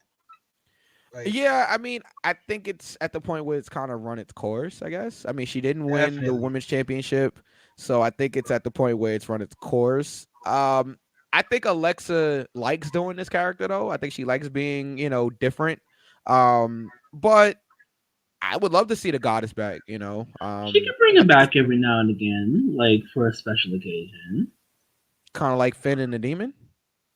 Yeah. We'll get there. Yeah. What? that's another story. Yeah, we'll get there. All right, so and what did you think about the Usos versus the Street Profits? I thought that was a great match. Yeah. I thought it was a great match. I mean, you put them two tag teams together, Mhm. you can't strike nothing but gold. Montez Ford is another human being from another planet or something, and I pray to the alien gods, don't take him from us. Right. But yeah, considering where the Usos were a couple of years ago to where they are now, I like it. I like it a lot. I think they're in a really good spot when they put the bloodline together, and they give A+ matches basically with whoever it's with. They come through every time, and I'm here for it, definitely. And speaking of the bloodline, I mean, it looked like we got some build up between Naomi and Sonya Deville this past week on Smackdown. Now you know. I don't know if you talked about it or not. I don't know if you read about it, but they are setting that up for a Sonya Deville Naomi match. Oh yeah, definitely. I didn't read about it, but definitely. I mean, that. Yeah, they said the reason why Sonya Deville was out. This is what I read. The reason why she was out is because she was out with injury and she was dealing with that legal situation she had going on.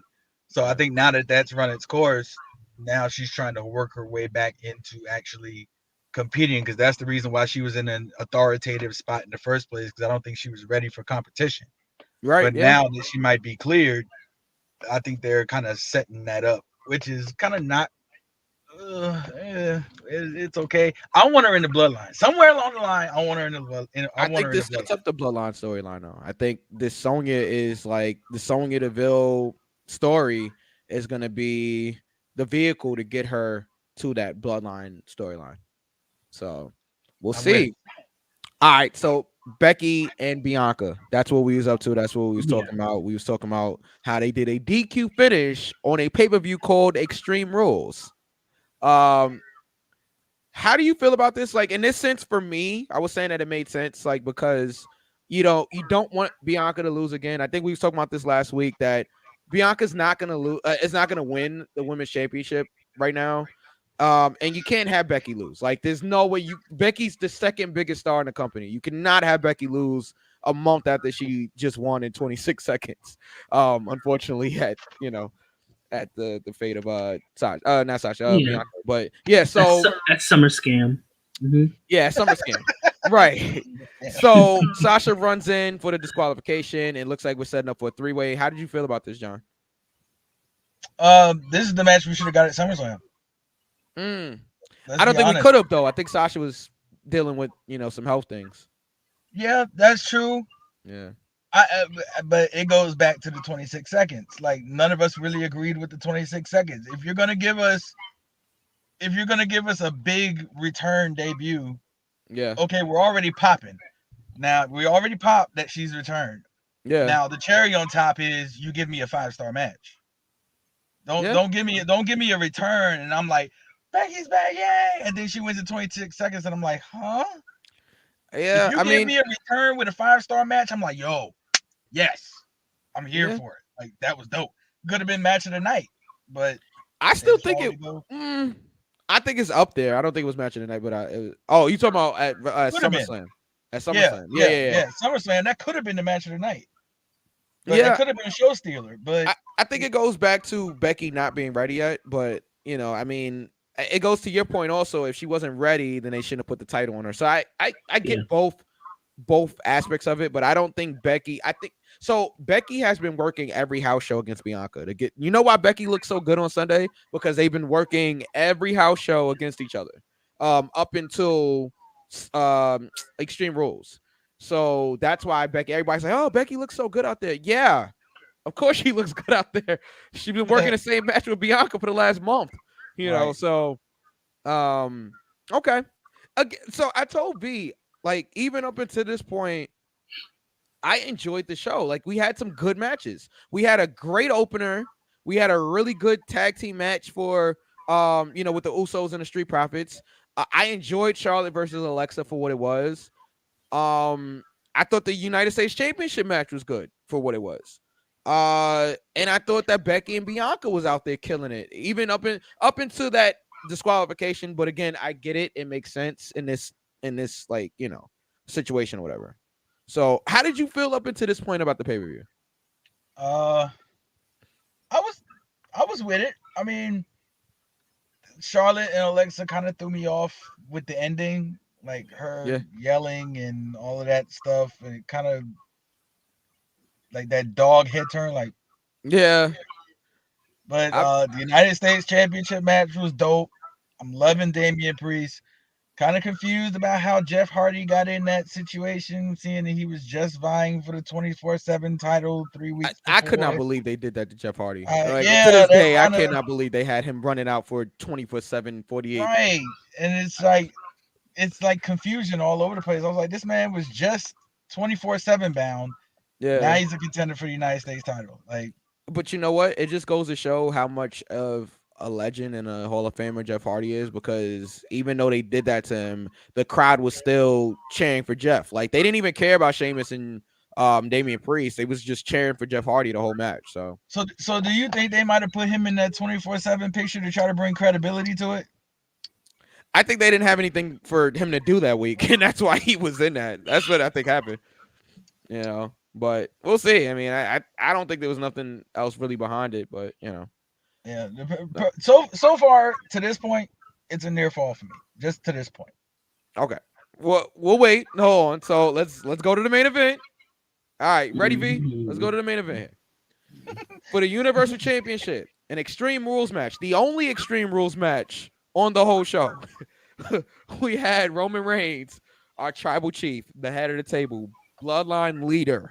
Okay, Universal Champion Roman Reigns versus the Demon Finn Balor.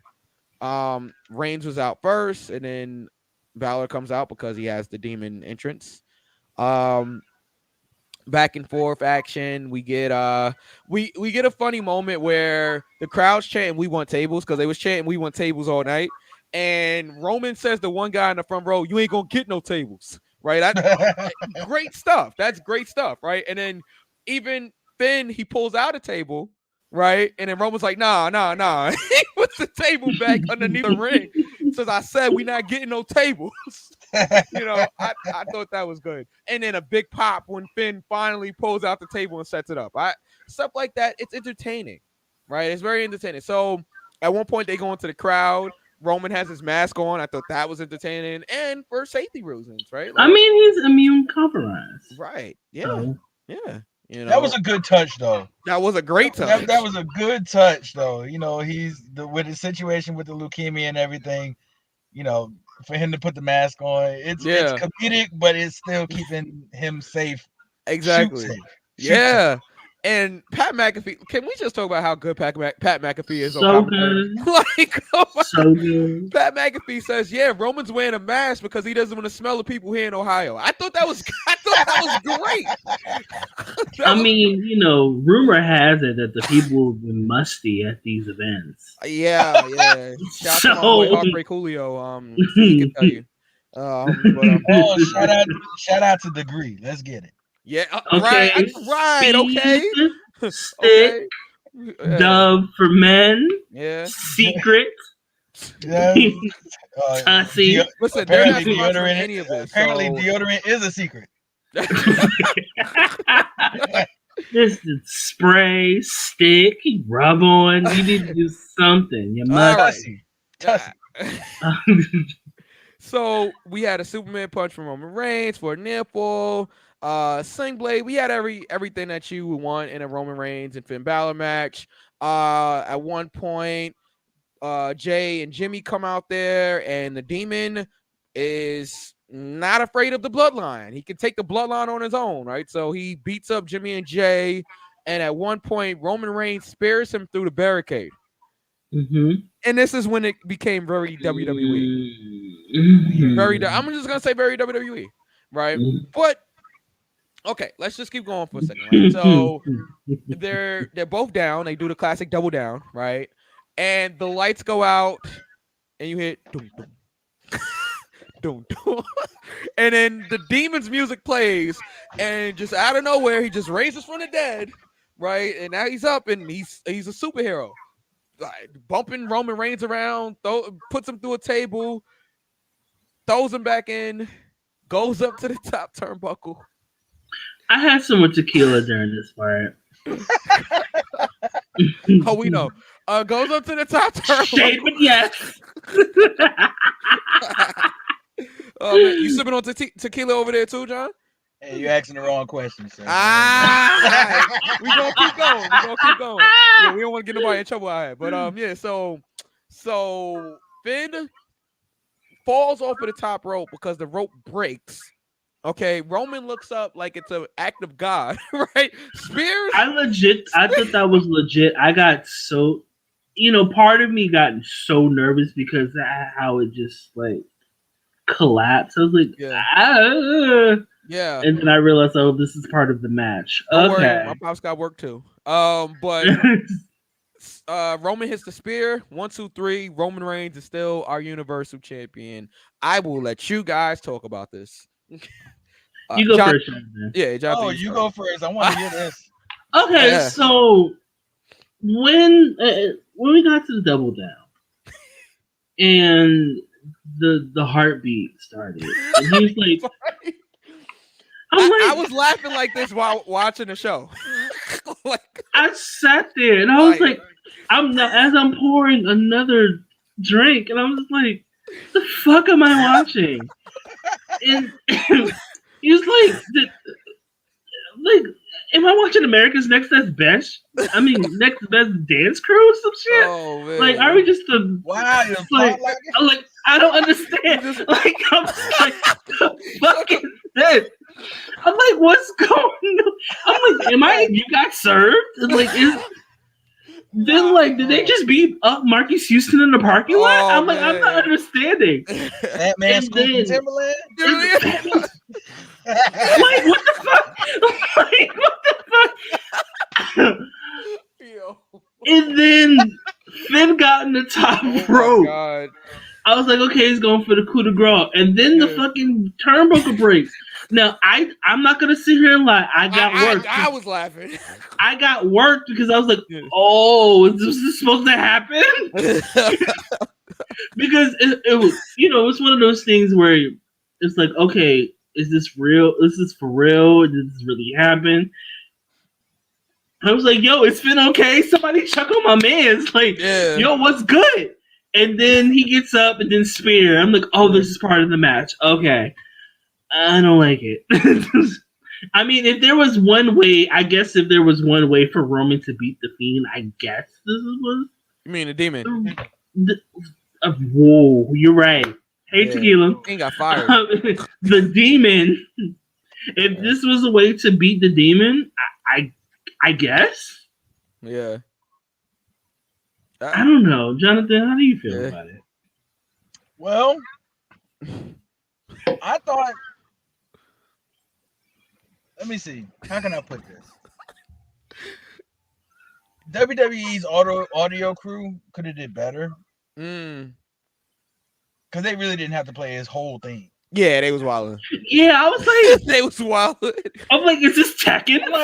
Like the heartbeat. I'm like, okay. Okay, the heartbeat made sense. Yeah, the heartbeat made sense, and then he did all his. He basically did the worm without moving outside the ring. But that was dope. Now they just did it differently, maybe had, I don't know, The red light was good. And Yeah. when his music finally blasts, he stands The up. smoke and all Having that. his music played throughout the whole outside of the ring attack, kind of Yeah. Like, you are we gonna cut the watching music off? Like, the Avengers? Like, right, Falcon? exactly. Winter Soldier? So- Like, what's happening? So I know you said you got work, Yeah. but I was like, okay, he's up at the top, and he's about to give the coup de grace. Yeah. And then I sat there and thought about it. I was like, why is he taking so long Mm-hmm. to jump? Yeah. I'm like, usually it doesn't take him long to get up there, settle himself, perform the move, go for a pin.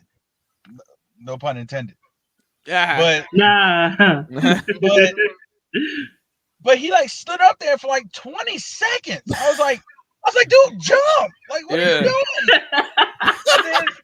and then like it breaks, Yeah. and then I'm like, oh snap! And then like it was a cool just moment. the way it sounded real cheesy-ish, like, you know. And then I look around and all the turnbuckles are broke. I was like, okay, this is a work. I'm like, Yeah. okay. Yeah, If it wasn't breaks- until that. Right. If one breaks, okay, one breaks. But then you do the wide, you pan the ring, the other turnbuckle is broke, that one's broke too. I'm like, okay, this is a work. I'm like, Yeah. all right. And then he, of course, Roman Spears and gets the pinfall.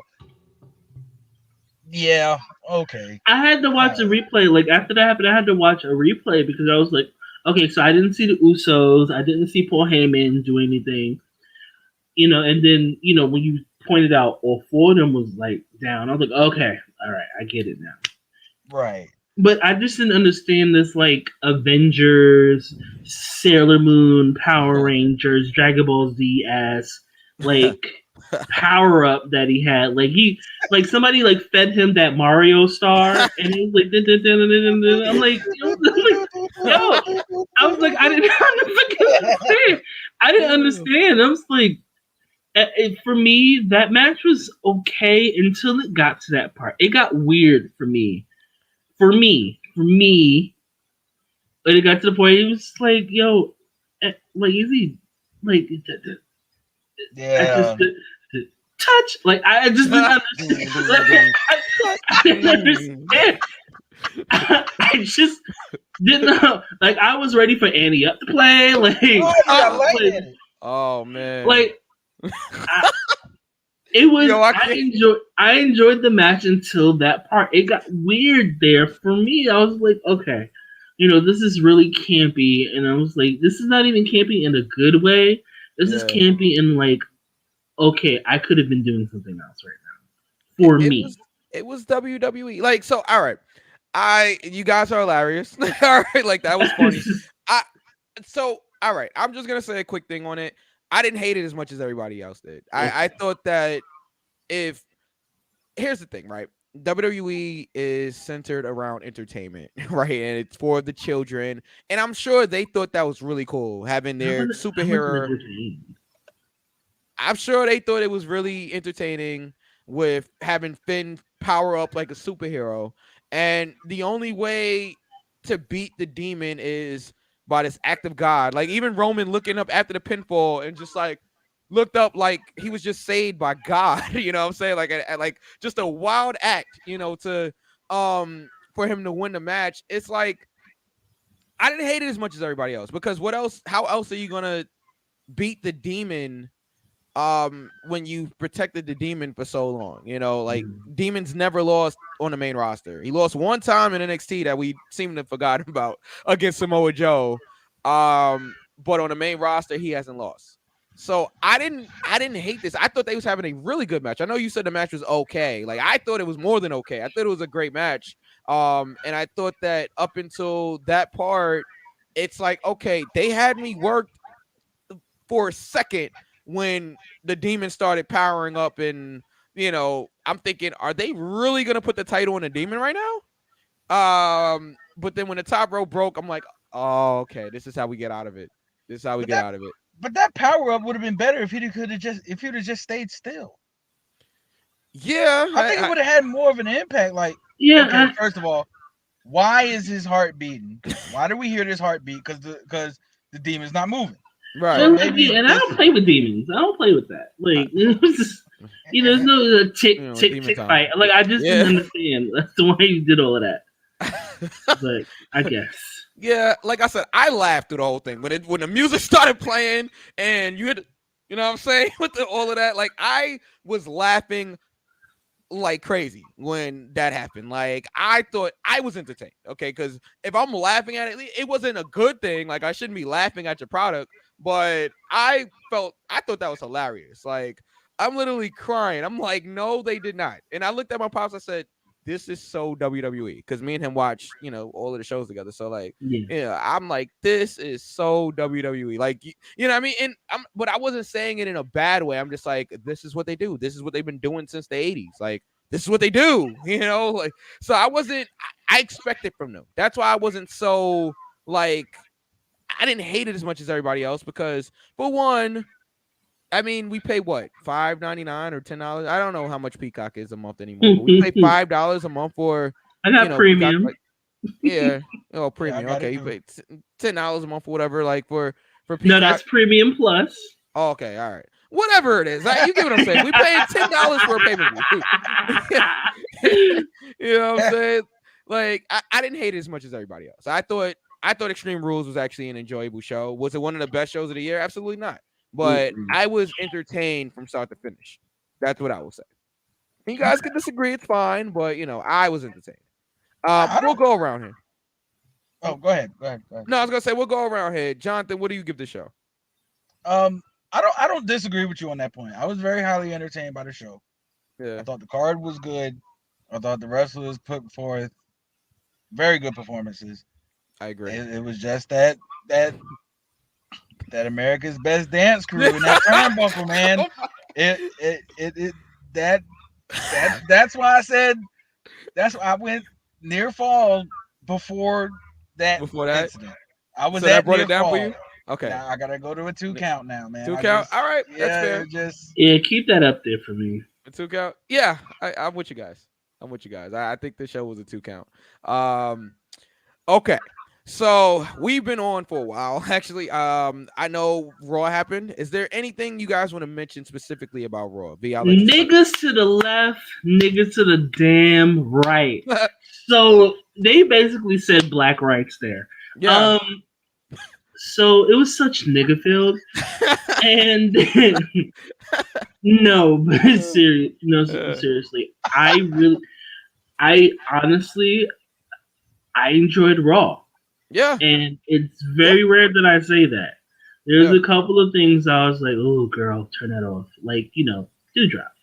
Well, not Dewdrop specifically, but Marie. But she got killed. She did. And the less of her, the better. Mike don't like that.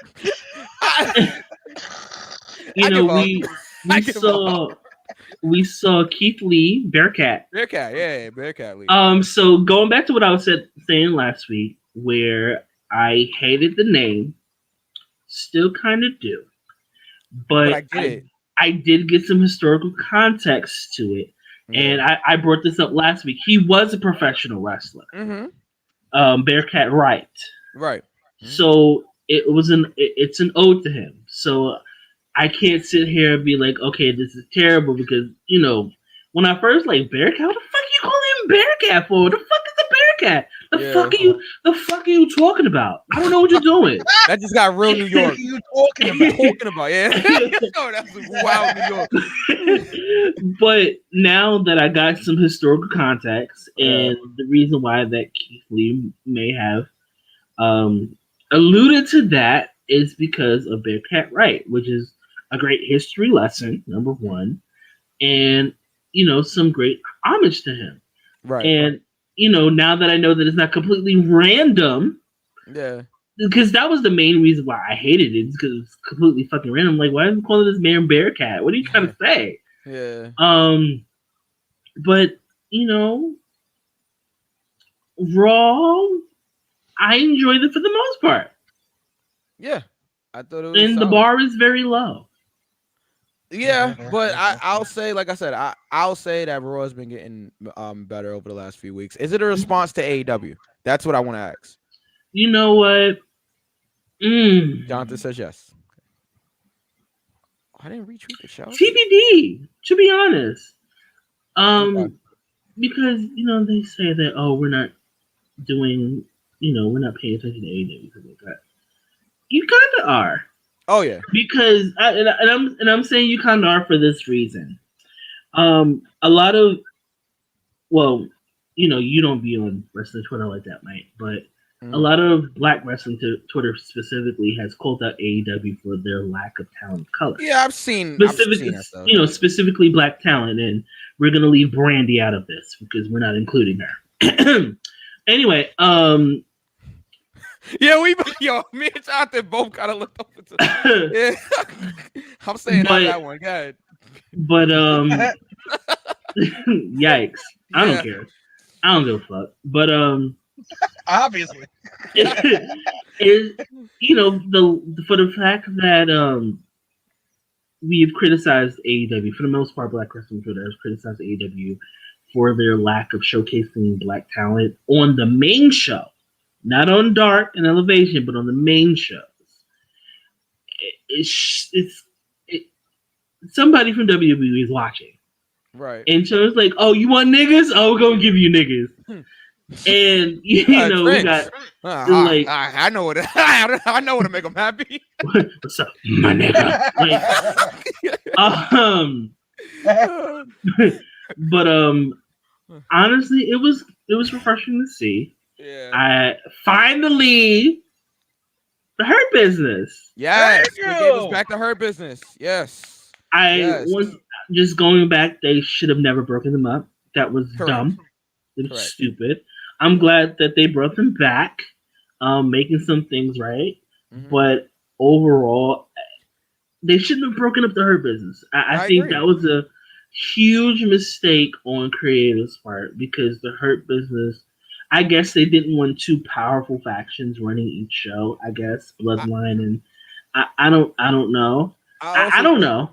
I think it had to do with them putting the title on Bobby. I guess they didn't want the Hurt Business around him while he was champion. I think that was another reason why.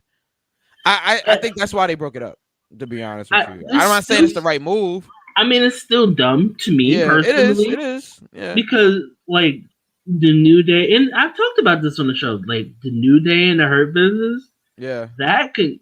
Those matches could go crazy. We have Kofi, we got Xavier, we got Cedric, we got Shelton. Amazing athletes. We got big meaty men bumping meat. Bobby and so Jonathan, I'm gonna do this every week. It's funny to me. So Biggie said it, not me. I know. I heard him. And I tweeted. But I think that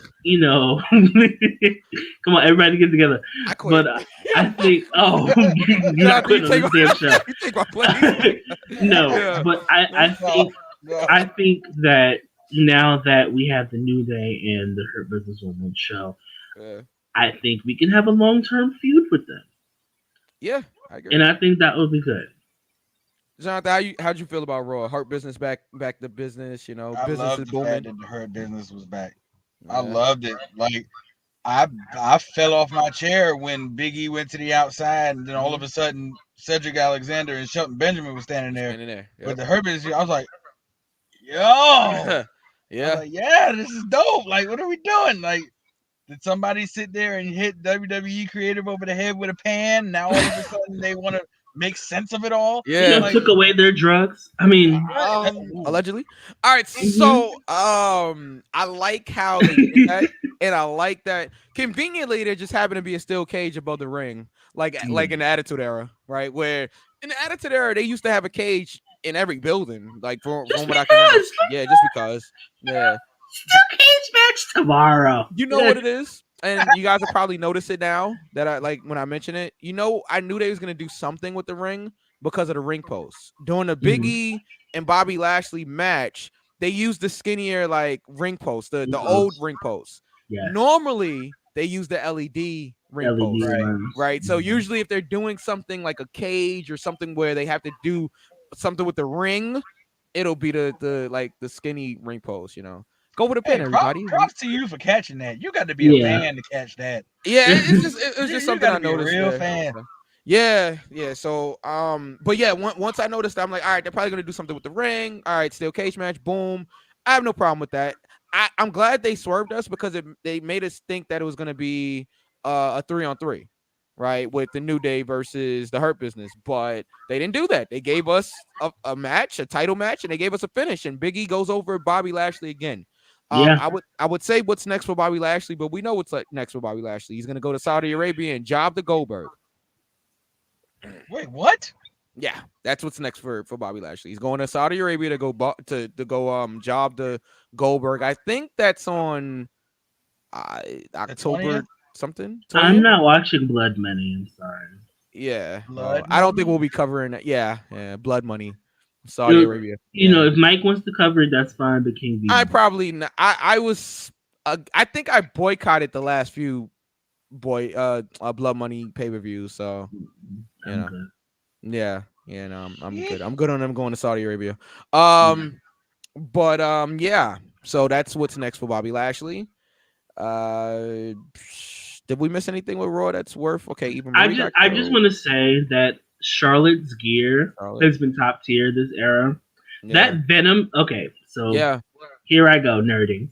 That Venom gear is fucking wild. I didn't notice it at first, and I was like, does this bitch got Venom? I'm like, because before she had Cruella DeVille, and I think she did Thanos. Yeah, she did with the Infinity Stone. I was like, oh, she might be a nerd.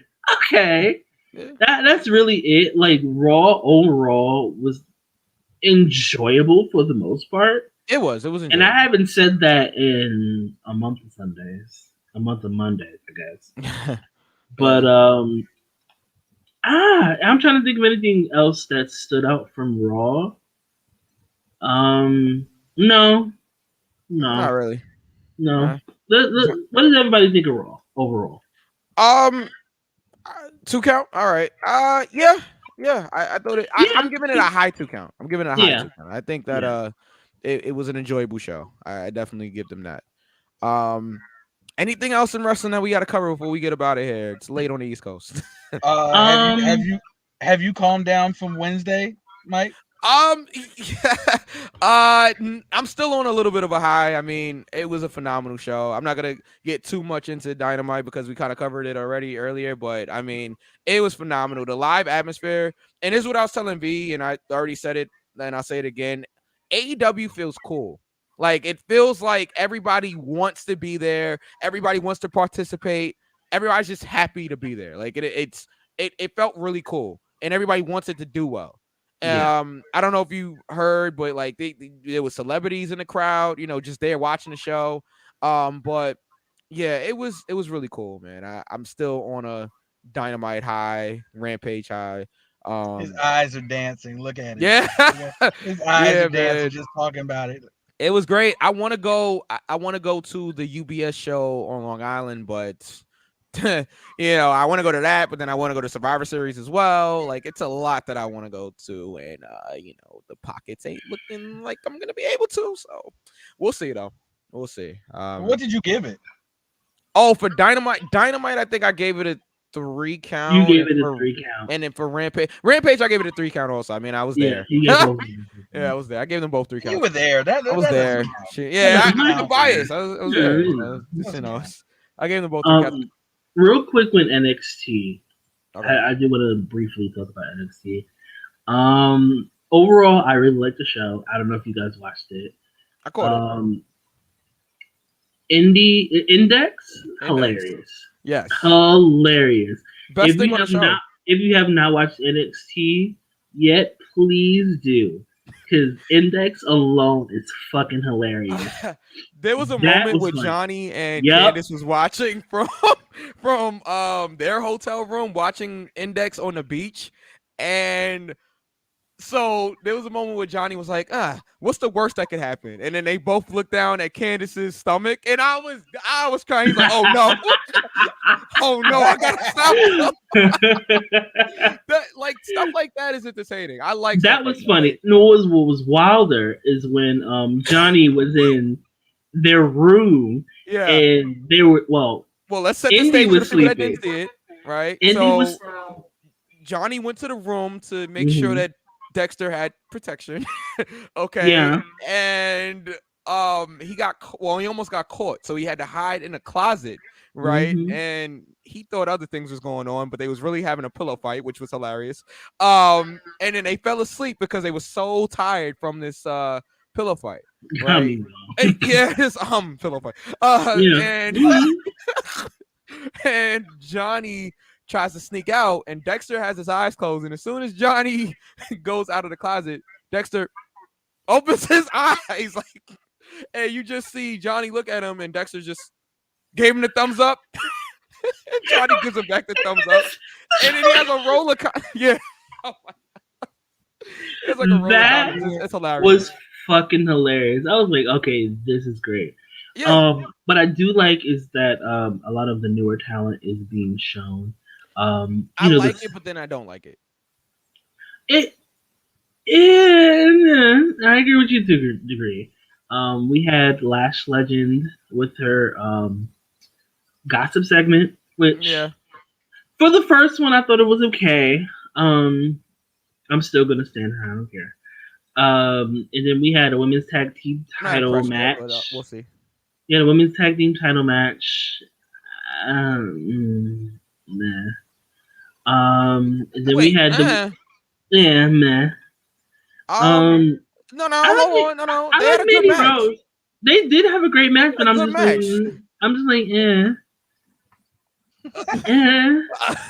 I don't care. He's sticking to it. I'm still like, because I'm just like, okay, when is Io and Zoe gonna drop this? Because I'm tired. And yeah, I'm tired.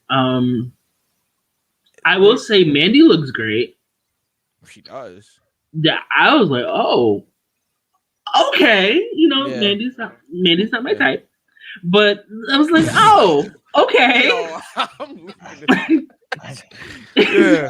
No, man, John, I'm with you. My type. Two thumbs up. Yeah. And I was like, oh, okay. I'm with you. Yeah. I'm rolling. Yeah. I mean black, but it's like, I mean, yeah. We're gonna take away from Mandy. We'll leave that alone, Mike. Anyway, okay. Anyway, Mandy looked great. I think she's gonna be next against Magacita. I hope Mandy takes the title from her. I want Magacita to drop the title so bad. I was hoping it was going to be against, the woman that's cosplaying Latina, because she's not Latina. Because it is Hispanic Heritage Month. Shout outs to Panama, Viva la Panama. But I just wanted to, y'all, you didn't know that she's not, she called the La Güera Loca. And I did my Googles, and sis isn't Latina at all. I'm just like, I didn't know this. Yeah. I mean, if you do your Googles, I do my Googles. But the match itself was pretty good. You see how shocked I am right now? I'm just yeah, Mike, I'm with you. I'm like, right. Ty is not Latina? I looked. She's not. She's not. And I was like, oh, okay. I thought she was at least, she's not. Okay. So, let's the Kardashians and other white women, cosplaying different race. Anyway, this an ethnicity. Sorry, Latinos not a race. Yeah, we're gonna leave that. I know some of you hard to feel that, feel that out. Okay. Black or Latino at the same time. But that match was pretty good, and I think Mandy, I don't know who that was. Mandy is next in line. There you go. And I hope she dethrones her. And I think you wouldn't bring Mandy Rose back. I did know that. I knew she was Canadian, actually. Sorry. I don't think they would bring Mandy Rose back for her to not be a champion. I think it's possible. I mean, it's possible, but I think Mandy, and this is what I liked about her, even when she was on the main roster, she has what it takes to be a champion. she just needs that opportunity. I think with NXT, she's been doing pretty good, and I think her opportunity will be here. Honestly, I think I never thought Mandy Rose was good by herself. I thought if she was paired up with somebody, she was good. Like when she was with Sonya Deville on the main roster, that was a good combination. Yeah. And then when they did the Sonya Deville Mandy Rose rivalry, that was even better because you still had the same two people. They were just against each other. That was the chemistry coming through. They worked together well. Yeah. But by herself, she's just kind of like on an island with no direction. And now you pair her up with these other two, which I can't put their names out there right now because Gigi Dolan and JC Jane. yes. Right. And the only reason I know Gigi Dolan because I've been following Gigi since she was Priscilla Kelly on the Indies. Right. And I'm very happy for Priscilla. I cannot believe she got a deal with WWE. Like, if you know about Priscilla Kelly, she is not PG. I guess you could say she's not PG. So she's not PG-13. Right. None of that. Right. So I am happy that Priscilla Kelly is getting a shot on national television, which is mind blowing to me. But you know, it is what it is. She's Gigi Dolan now, so I'll call her such. But I'm sorry. Go ahead, continue. Yeah. I think her career will go like far, and I'm with V. I see them putting the title on her in NXT just to see where she'll go with it. Sink or swim. She is a worker. She's a worker. She works hard. She's a gym rat, and we all know that if we follow her Instagram. She's a gym rat. I do follow her Instagram, by the way. Yeah. But you know, and I think she's deserving of it. She's putting time in. Yeah. And she needs that shot. Like V said, she needs that shot. And what better place to do it than on a brand that kind of develops talent. So yeah. And plus the hair color change. Thank you. Yeah, that was a good look. Oh, that was a good look. I did not, because I'm not too sure if she's a natural blonde. I don't know, but I think so. It's just like you look like every other that's on the roster, and it's like this. The hair color change was something that it's not something I was like, oh girl, change your hair color just like everybody else. No, right. It's the fact that she made the hair color change to work. Yeah. Because when I first saw the hair color change, I was like, what's that? I was like, oh, that's Mandy Rose. Oh, she looks good and so fun. And the little things do make a big difference. Sometimes little things make a big difference. And just one more thing I want to talk about. B-Fab versus Elektra Lopez. Yeah. No disqualification.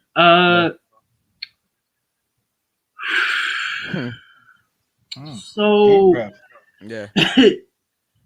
They're both still learning. Green as grass. They are greener than Erykah Badu's eyes, and they are just that's green. Yeah. Someone once told me the grass is much greener on the other side. Shout out to all 5 of you that figured out that "As Told by Ginger" reference. But but what I do like is that for their experience level, both of them, they did pretty good with this no disqualification match. It's like, B-Fab knows how to shine with her personality, and she knows what to do when she has a weapon in her hands. I think once she gets the basics down, because she's not bad, she has a lot of work to do. Yeah. But she's not like abysmal. You can tell she has some work to do. I mean, it was got it. And even with Elektra, I think that the more matches they have together, the better they're gonna fare. And I'm pretty sure whenever War Games happens, just give them that War Games match. Just give them the War Games match. I want to see it. I want to see it. Thank you, William Regal. Yeah. Thank I love you. it. I love it. Give them the War Games every time. Yeah, he has War Games. War Games. Yeah. Oh, but I think this is going to lead to their eventual War Games match, and I feel like they should get the War Games match. But I mean, overall, we'll see. But you know, I mean, the match was what it was. I liked the ending spot. I know there was a spot where that chair spot was pretty cool. It was the crossbody onto the chair. Yeah. Okay, they did this spot where Elektra did a crossbody onto B-Fab, and they broke the chair, which was cool. And then the finish was a Blue Thunder bomb for the 1, 2, 3, I believe. Yes. There was one spot where I think B-Fab forgot her spot, and she was supposed to. It was on the outside. There was a table set up. You can tell. And she forgot her spot. The referee had to remind her of the spot because she was going to throw, she being B-Fab, was going to throw Elektra into the ring.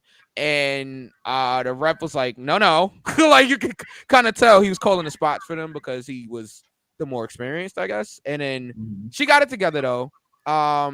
She had to, like, lift up the leg of a table. And then she put Elektra's leg onto the table because that was supposed to be the heat spot to work the leg. So, you know, just little things like that, like, if you're a longtime wrestling fan or have any, like, knowledge of the business, you know that she forgot the spot there. But these things happen. You're on live television. And, you know, these things happen. I thought the match was fine.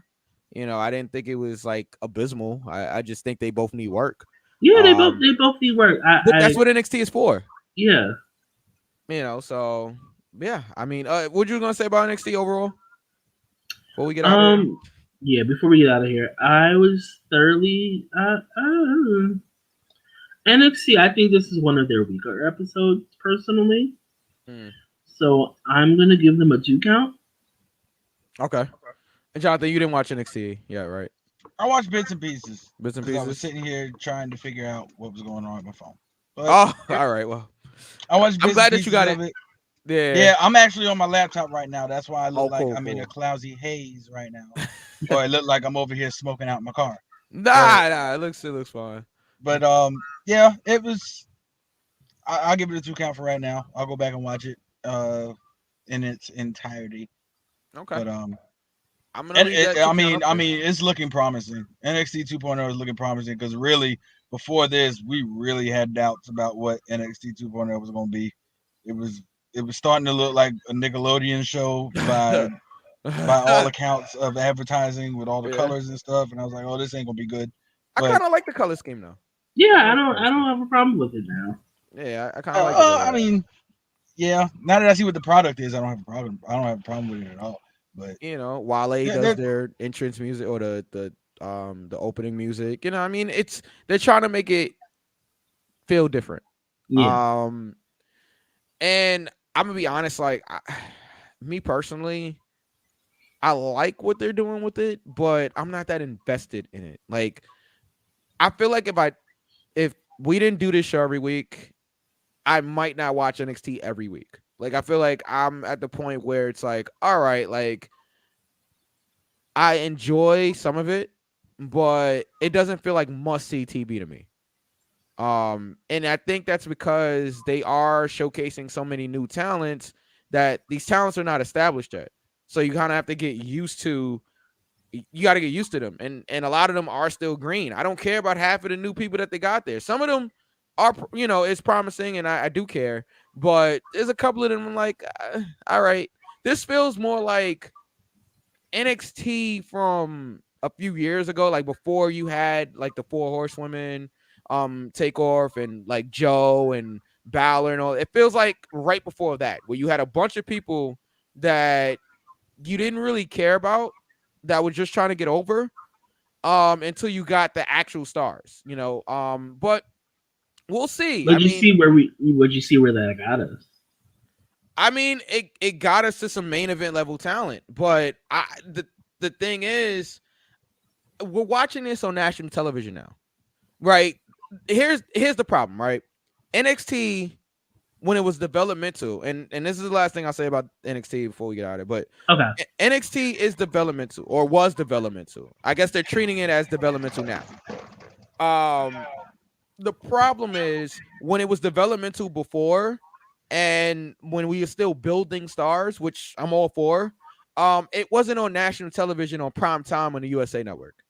You know what I'm saying? Like, so these people are supposed to be ready for TV already because you're putting them on national television every week. If this was just on like the WWE Network and we were just getting like the takeovers where you had the people that were ready doing the takeover matches, then it'd be different. But I don't care about you developing talent on national television every week. If they're on national television, they should be developed already. That's my whole problem, I guess, with NXT. I think it's a great thing that they are going back to the drawing board with NXT, but I think that you should do this with not being on television. That's my whole thing. So you're saying they should do something like what AEW does with Dark Elevation? Yes, I definitely. Jonathan hit the nail on the head. I think you should have something where you can have these talents develop themselves and develop their characters, but don't put them on national television every week in prime time. You have a prime time slot on a huge network, 8:00 on Tuesday night on the USA Network. That is a big deal, and half of these kids aren't ready for TV yet. I'm sorry. That I know. I probably just sounds like I buried NXT, but I'm not burying them. I just feel like a lot of them need work, and that's what I'm gonna leave it at right there. So, any other thing before we get out of here tonight, guys? Anything you want to talk about? Just one thing. I'm just gonna reach around and say this again. Fuck the Undertaker. Okay. Yeah, and that's what can't go aside. I can't think of anything else. Is there anything coming up besides Battle Club Pro? Well, Battle Club Pro this Friday night. Sponsored by Go for the Pin, along with other sponsors. But sponsored by Go for the Pin. That's right. Battle Club Pro. It's okay. You'll be there in spirit. Don't worry. Don't worry. Next time you'll be there. Don't worry. We'll figure this out. Yeah. We got appearances from Big Swole. Big Swole's going to be wrestling on Friday. She's going against my girl Tasha Steele. They'll be wrestling for the Icons Championship. We also got Casey Navarro that's going to be there. We got Savannah Evans that's going to be there. We got Darius Carter that's going to be there. We got Santana. Right. That wasn't subtle. Santana from Proud and Powerful that's going to be there. He's wrestling in the main event for the Battle Club Championship. Against Simon Gotch from WWE. You remember him, a part of the Bod Villains. And Battle Club's champion, Mike Drake. Almost forgot his name. Sorry, Mike. And I met him too. He's a good guy. So we'll see. We'll see what happens. Main event is in action also. They're the tag team champions for Battle Club. So it should be a good show. So if you guys are in the New York or New Jersey area, come find me. I'll be there. That's really all I got. It's okay. V won't be there. Sorry, not this time. We're gonna JPS Music 15 on everything, right? On everything. Everything. Hey, quick question. Yeah. One of you guys, I know you're in New York, Mike. Yeah. Are you in Charlotte? Is that where you are? We'll talk about that after the show. Okay, because I'll be there in May. I'm moving, so yeah, we'll talk about that after the show. Okay, all right, cool. Yeah. All right, well, that's all the time that we have for tonight, guys. Yeah. AEW Dynamite goes down tomorrow. Does Cody Rhodes turn heel tomorrow night? Yes. He turns heel. He's gonna give in to all of the boos that he was getting. I was mentioning that on the show also, that he was heavily booed here in New York. But that's a New York crowd for you. No, but he's been getting booed before that. Now it's just like it was loud in New York, but he was getting booed before that. So I think we got Lee Johnson and Cody Rhodes versus Dante Martin and Matt Sydal. 3 baby faces. Mm-hmm. Okay. I think Cody's gonna beat Lee Johnson all over Rochester. Yeah. Yeah. Oh, I got a spoiler prediction. Okay. All right. I'm just gonna go out on a limb. And if I'm right, I'm gonna feel like the most accomplished wrestling fan on the face of the earth. Okay. The Fiend makes his debut in Rochester. I don't think he can. He has a non-compete. I don't think it's been any days yet. Yeah, I think his 90 day isn't up until October 29th. From what I've heard, and from what I've read, putting the pieces together. Yeah. Seeing that Rochester is Brody Lee's hometown. That'd be cool, definitely. But I don't think he can. I gotta look up the 90-day compete again. Yeah. But like I've heard multiple articles saying don't be surprised if he shows up. I would be surprised. I would legitimately be shocked. I would be shocked. Yeah, if I don't tune in next Wednesday, that means I'm still unconscious if he debuts. So all right. We'll see. And that's all the time we have for tonight. Join us next week. Congratulations to Kiera Hogan officially signed to AEW. Just want to say finally. Congratulations. Yeah. So you can look for JPSMusic15 on all social platforms. You can hear all of Jonathan's music. All your music is everything up there and everything like that. Yeah, all my live performances, studio album maybe in December. Hopefully. Nice. Prayerfully, y'all just send positive vibes this way. I need that early copy if it does go out. Oh yeah, I got you, of course. Maybe I can get I don't know. Maybe I can get a plug on somebody's new theme music or something. I don't know. But anyway, yeah, that's coming in December, hopefully. Yeah, I've been plugging the snot out of y'all, man. This is cool, man. We appreciate it. We definitely appreciate it. We also shout out to Ray. Ray the Raw. Make sure you support his brand. He couldn't be here tonight. He was supposed to be here, but things happen, but if you're shout out to you for your joint in October. Thank you. Yes. Yes, bro. Yeah, team comes out this Friday, and no, by no means am I a rapper, okay, but I had this record. I thought it was fun. I'm more so the producer / engineer guy, but support team. Sorry, V. That just went right in the middle of V. All right, we're not gonna do that, but support team on all social media platforms. Like sorry, I'm V. Fucking Marty Jannetty. Nah, my bad, V. Yeah. Oh man, support team. It comes out with my boy Ty Wiz. But you right through that barbershop window, Yeah, I didn't put him through the window. He ran away. Tried to escape through the window. God. I think that was one of the greatest calls ever. I just want to say, like, oh man, Marty Jannetty's such a coward. He's trying to run away from Shawn Michaels. Yeah, I thought that was funny. Super kicking me through the fucking window, I guess. Damn. Nah. It's all love. Anyway, that's all the time we have. Make sure you follow the show. Go for the Pin Show on Twitter. Yes. On Instagram, it's go for the pin _ show. There we go. Yeah. For me, it's Mike. When you're the social media manager as well. Right, we definitely do. For me, it's Mike _ EQ on Instagram, and on Twitter, it's DJ Mike EQ. V, give your handles. And King V the Ruler. Let's try it again. King V _ the Ruler on Instagram and _ Watch My Throne on Twitter. Yes. And Black Wrestling Draws. Okay. Oh wow, you beat me to it. I remember who created that. Shout outs to @CCEE Hawk, who created the Black Wrestling Draws hashtag.